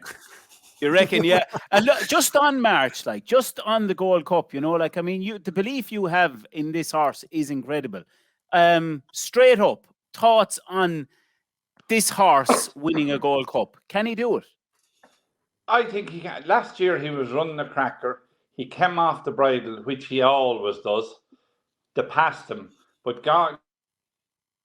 You're going to ask me now, I suppose, David. Can you? He's back. Can you hear me? Yeah, you're back to us again. Yeah. Jordan Gameford came in off him, so disappointed. He's a shark. He was after coming off the bridle, but he was after coming back on it again. And we know that his strong point was for the last 2 furlongs. And I would have taken a bet on it that now he wouldn't have beaten Willie's horse, but I think he would have been second last year. And we'll go this year. He's going to, like last year, we went to every cockfight in the world with him, so we did, and we drew a lot of money off him. But this year we're training him a bit different. We went for the King George. He had after having 6 months off. Now he's after having another bit of a break, and we'll go back to Cheltenham with him. And like the reason that I'm not going to run him from the King George is that, like, he go to Cheltenham, and it's still in the back of my mind that he probably should be an entry horse more than for the national, more than the Gold Cup. But listen, there's only one Gold Cup, and we have to give him a chance at it. And Shark, good ground is obviously important to the horse. I suppose if the horse, if you were confident the horse was capable of winning a big stay and chase on soft ground, I'd say it's probably unfortunate because the Thyestes would probably be one of the number 1 targets for him. And I'd give my left arm to win the Thyestes. I would love to win the Thyestes. But just he's gone up so high in a handicap now. We tried that last year in Galway. We went back for the Galway Plate, but we were giving away 2 stone to everything, and the ground came soft. So and I tell you, the most important thing for this horse for Cheltenham is that we get good ground. Like last year was the first time in, I think, 9 years that we were soft in the ground on the Friday. It was always good ground up to then. But last year, there was soft in the ground. And I'd love to take on all them horses on good ground. Look, Thyestes Day, like you're a local man to the track. It's a very, very special day, and we've heard some great stories on the show already and ahead of the show as we go on. what's special about today, Shark? And I suppose what can we expect, or what can people expect that have never been there before for the first time? Hughie will be there anyway. That's what. Well, that's for and yourself. But listen, it's such a great day. As the lads were saying there, midweek it's very hard to get a crowd to go anywhere or do anything. But the Thyestes for years and years, and Eddie Scall does a great job now. He does a great job, and it's happening, so it is. And I have been talking to people the whole week, and they're all waiting for the day. Hopefully we get a good dry day. That's most important. And if we get a good dry day, I think the crowd will be huge. So it'll be huge. But like Eddie Scall down there, he does a super job on the track. The staff he has, food, everything seems to come to place on the day, and that all goes back to the boss of the track. Sure, just to come in, David. Sorry, because obviously we wanted to touch upon race number 2. Now you've 3 entries, obviously, for going on Thursday. Now race number 2, obviously, is the Red Mills race that the lady riders can take part in. It's always a brilliant race. Obviously, Willie's captain Cody was he was second in a bumper to Slade Steel and ran an absolute cracker, only beaten 6 lengths to A Dream to Share at Cheltenham. That's good bumper form. Listen, it's his first start of the season. That wins. Bar something extraordinary happened, that wins. And he has Jodie Townsend, which is a brilliant girl as well. And Mag Mullins' horse has real good form as well. That'll probably be second. I'll be third with my lad. He won 2 pint of pints. He loved the ground. That's the only thing now. The softer the ground is, the better for him, right? And the other filly, she'd be out of her class. Okay. That's just for the name. We have Le Vega Moon. Yeah, is the horse that I give a chance to. I have a nice horse in the bumper on Thursday even, Real Empire, right? But the only problem I have is that I sent him over. My own young lad is only 16, and he was in England there for the last couple of months. And I sent him over to Fakenham last Sunday, the horse. I thought he wouldn't get beaten in Fakenham, and I was going to run a different filly in this race. But he's after getting caught in England now. The horse is still in England. He's after being in Fakenham, and he was in Leicester today because we had a runner in Leicester on the way home. And now they're after getting caught at the boat tonight because there's no boats going with the wind. So they're getting a boat at 9 o'clock in the morning. So hopefully they get the boat in the morning. If they don't get the boat in the morning, we might have that horse back. But he's a nice horse, and he's only a 4-year-old. He's after travelling the whole of England in the last couple of days. But listen, he's a hardy boy. He loves soft ground, and I think he's quite smart. And Shark, what about I'm sure you have a nice team of young horses in there as well. Anything that we should be watching out for as the year goes on? Listen, we have a few nice horses there. I have a filly that won the Oaks last year in franchise. She's a good filly. I'm looking forward to her. She's only back in this week. And have a nice team of young horses there. I have a nice Affinity filly. She's not named yet. She's only a 4-year-old. She seems to be doing everything real right for me. And the Affinity fillies are flying at the moment. And I have a nice team of young horses now, but we're only sending in the names at the moment. They're not being named. They're only starting to be named because they're only after turn 4. But there's an Ifraj filly there as well. She was entered for Gordon, but I declared the other horse because she wants better ground. And I suppose if it was tonight now, I would have put her back in it because I don't know if the other horse to get back out of England. And Barry, your thoughts on race number 2 at Gowran on Thursday? What do you like in it? I thought the Shark was right.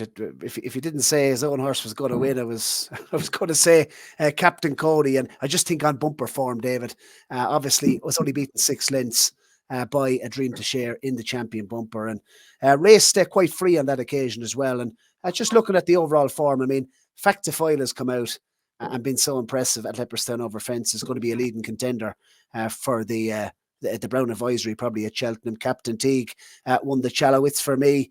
Obviously, has met a setback. We won't probably see him anytime soon, but he beat Galway Potter, who since come out and won a Grade 1 at Leopardstown. So it couldn't be any better. And we heard from Lar Byrne that he really likes Lecky Watson. So I'd say, Shark, you're up against it here, are you? Definitely up again. Listen, if the horse runs well, I'm very happy. So I am. There'll be another day. But you take that bumper in Cheltenham last year. I think there's 17 winners after coming out of that bumper. Like, it's unreal. The bumpers in England last year, the champ bumper in England last year, probably more winners that came out of it, I'd say, than any other bumper ever, champion bumper in England. It was incredible. Shark, before we let you go, we have a €50 bet from Boylesports, our betting partner.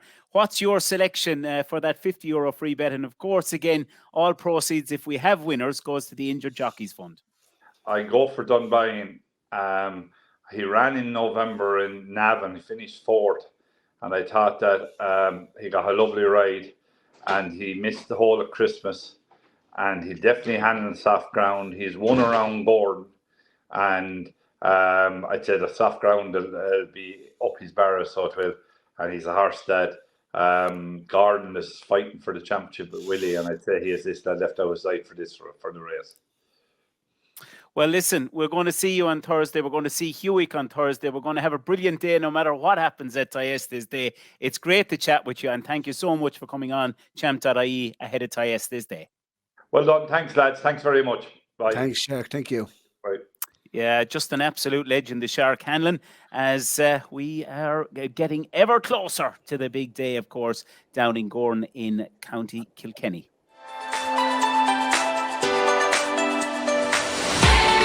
Gowran Park Racecourse, the premier racetrack in the southeast of Ireland, is located on the outskirts of Kilkenny City. Gowran is your #1 choice for corporate days out, stag and hen party events, and an overall great local racing experience. Known as the race that stops the county, the famous Goffs Thyestes Chase 2024 takes place on Thursday the 25th of January.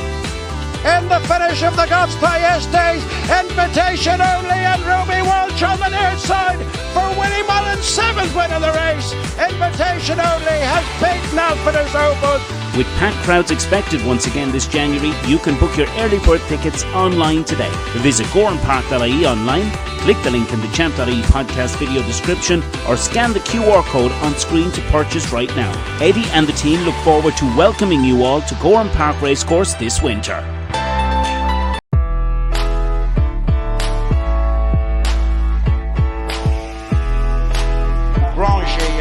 Mullins. McGree had justified favouritism, but sharp object out in front and ready for John McConnell and Alex Harvey. Western victory, Silver Lar. That'll be the finishing order.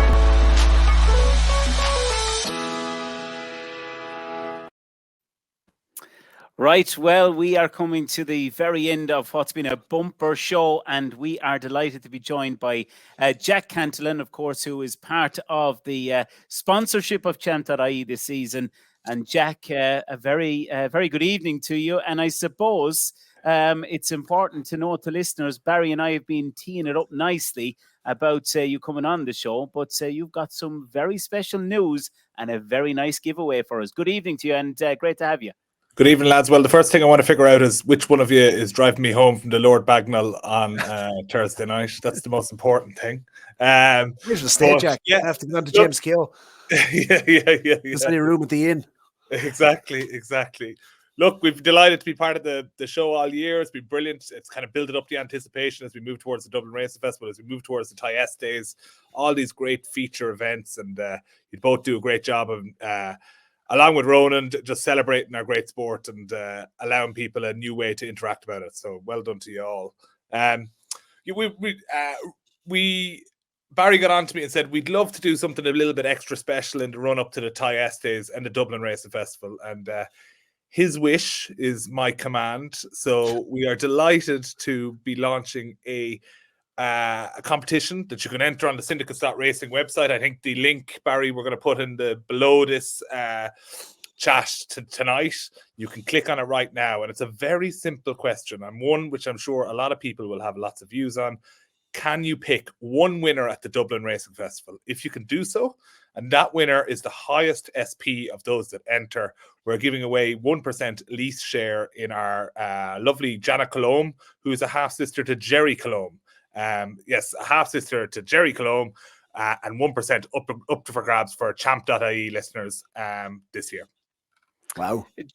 Jack, just tell us, how are things going? Like, that is some prize to give away, and it's brilliant because it's a great way to get involved in racing, isn't it? Because, many people have a love for the game, like we all do. But then some people would say, oh, well, I can never afford to get into the game. But Syndicates Racing, you've made that and given people an opportunity to get in at, not big money into the game to have so much fun.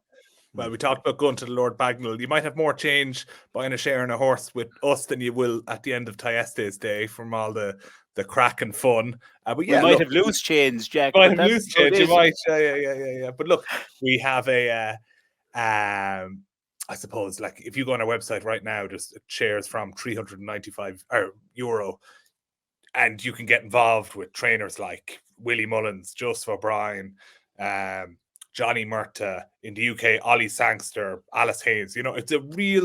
I like to think it's a real accessible point. And a lot of our owners, when they join us first, they like to take a few shares in a different horses. And, we all know, we follow racing. We know how we can be unlucky. We can get a bad bounce of the ball. But with our offering, we like to think for reasonable money, you could build up a little stable, or you could just take one share in one horse and that be your hope for the season. And from there, you can get a ticket to the biggest days. We've had winners at the Punchestown Festival.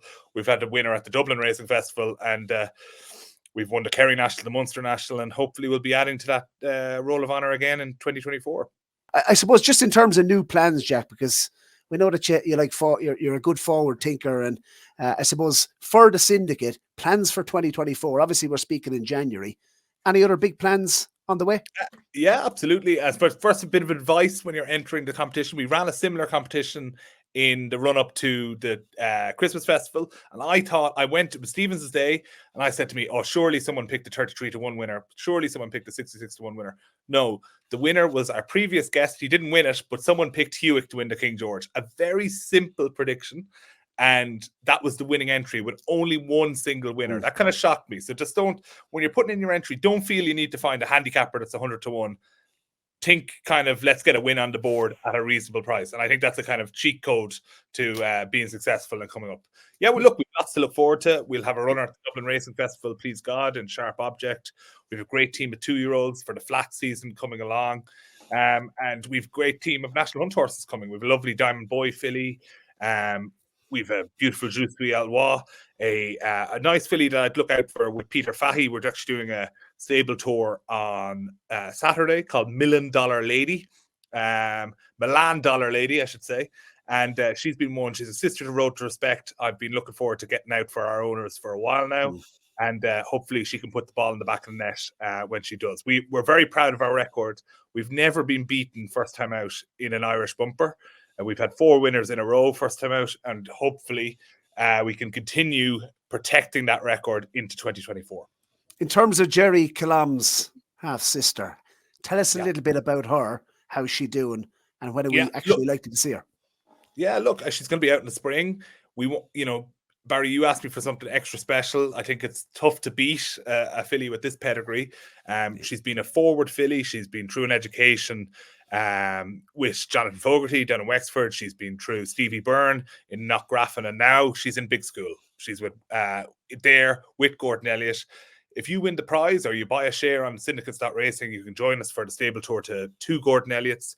You can be part of the prize money, and of course you'll be getting tickets on the race day. So we really think it's something really special for the Champ.ie listeners, and we're looking forward to loads of people getting stuck in and trying to find their winner for the Dublin Racing Festival. So there you go. Get your selections down below. And of course, we're not going to announce it till after the Dublin Racing Festival because we'll have to wait for results. So next week, we have 2 shows coming up. Unless you can tell me a winner already at the Dublin Racing Festival, that'd be helpful for the bank balance. Very good question. I think Lecky Watson was mentioned by Lar Byrne. Could we see him in Daniel Lacey? Could he be a big price? Jack, you did a great feature with, of course, podcast member Ronan Groom on the Irish field this week. It's just come out, and I suppose obviously we're very much looking forward to the big races, obviously in the spring, the Dublin Racing Festival, Thyestes Day and Thursday, and of course Cheltenham. But for those with a keen interest in bloodstock, a quick mention for, is it bloodstock.racing? Is that maybe a plan down the line? Yeah, look, we're lucky enough that we every year try and buy a stallion. It's very difficult to do. We are very much David taking on Goliath. But we've a new horse this year in Boutamont standing at Ratbarry Stud. He was very popular at the Irish Stallion Trail. But also what's very exciting at the moment is Far Above, which is the first stallion we bought. He has his first runners in 2024. He's 9-1 with Paddy Power to be champion first season sire. So you can take a bet on the stallion, which is a little bit different. So we're looking forward to that. We actually have 2 horses in the syndicate by Far Above that are racing for us that we're really looking forward to. And he's just a bit one to keep an eye out this year. I would be a very happy man if he's banging in the winners good and early.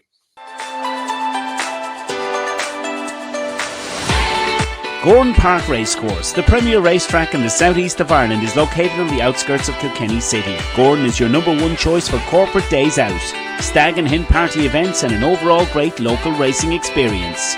Known as the race that stops the county, the famous Goffs Thyestes Chase 2024 takes place on Thursday the 25th of January. In the finish of the Goffs Thyestes, invitation only, and Ruby Walsh on the near side for Willie Mullins' 7th win of the race. Invitation only has beaten Alpinus Opus. With packed crowds expected once again this January, you can book your early bird tickets online today. Visit gowranpark.ie online, click the link in the Champ.ie podcast video description, or scan the QR code on screen to purchase right now. Eddie and the team look forward to welcoming you all to Gowran Park Racecourse this winter.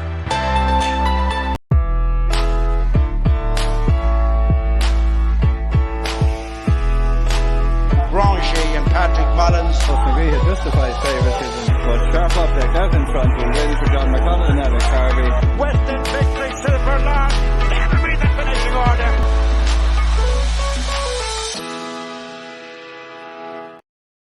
Right, Barry, let's look ahead to nap bets and best bets for the card on Thursday. Well, I think it's this is the business end now, isn't it, David? What a show. I'm exhausted. I can't wait. I can't wait for Thursday, but I also can't wait to I suppose, publish this fantastic show. We want to thank all our special guests who featured, of course, on, I think, the very first of its kind, David, an online Thyestes preview, Goffs Thyestes Day. What a day it is to look forward to, and make sure to enter the competition down below for those 2 pairs of tickets to Goffs Thyestes Day. All you have to do, as David did keep reminding viewers, put your selection for the Thyestes down below. We'll be picking a winner ahead of the action on Thursday. So, David, nap pick of the weekend for myself. We said it already. I'm going to go with the Devil's Coachman. I think I've been harping on about this horse for this race for, I'd say, over a year at this stage. And I'm delighted to see that he's declared. I'm delighted to see cheek pieces fitted at him. Delighted to see him stepping up and trip again on this type of ground. I think Shark mentioned it about one of his horses, of course, in the second race. Well, I'm going to say the same about the Devil's Coachman. The softer the ground, the better for him. He ran an absolute cracker, as mentioned, behind Sir Gerhard over 2 Mile 3, stepping up in trip. And 75% record from 4 starts in the month of January and 100% record in February. This is his time of year. It looks a winnable race for me. Monkfish not getting any younger. 7-4. It's going to be my nap of Thyestes Day, the Devil's Coachman. I like Chantreuse in the big one each way. I think 11-1 represents decent each way value. And I think in terms of another bet for the day, I do like the look of Saint Felicien for Gordon Elliott. I think that could be his best of chance of a winner on Goffs Thyestes Day in the Rob Course Silks. What do you like for a nap? Yeah, Dunboyne. I'm going to go with that for my nap on Thursday. Give it a big chance. Think it's a nice price. And I think if you're going racing, make sure to have a few bob on that. It could pay for a couple of pints or pay for the grub, whatever it may be. That's my nap for Thyestes Day. Well, of course, it's well named as well. Gordon Elliott coming for another raid on Gowran Park. And as Shark did mention as well, David, the Trainers' Championship. Willie's overtaken him. Willie's the one in form at the moment. You feel in a race like this with the amount of entries or declaration, should I say, that Gordon has, he's going to have to go and win this, you feel, to take a big pot and put himself back in contention. Yes, absolutely, Barry. But, well, good luck with whatever your selections are on Thursday. And from all of us here at Champ.ie, it's goodbye.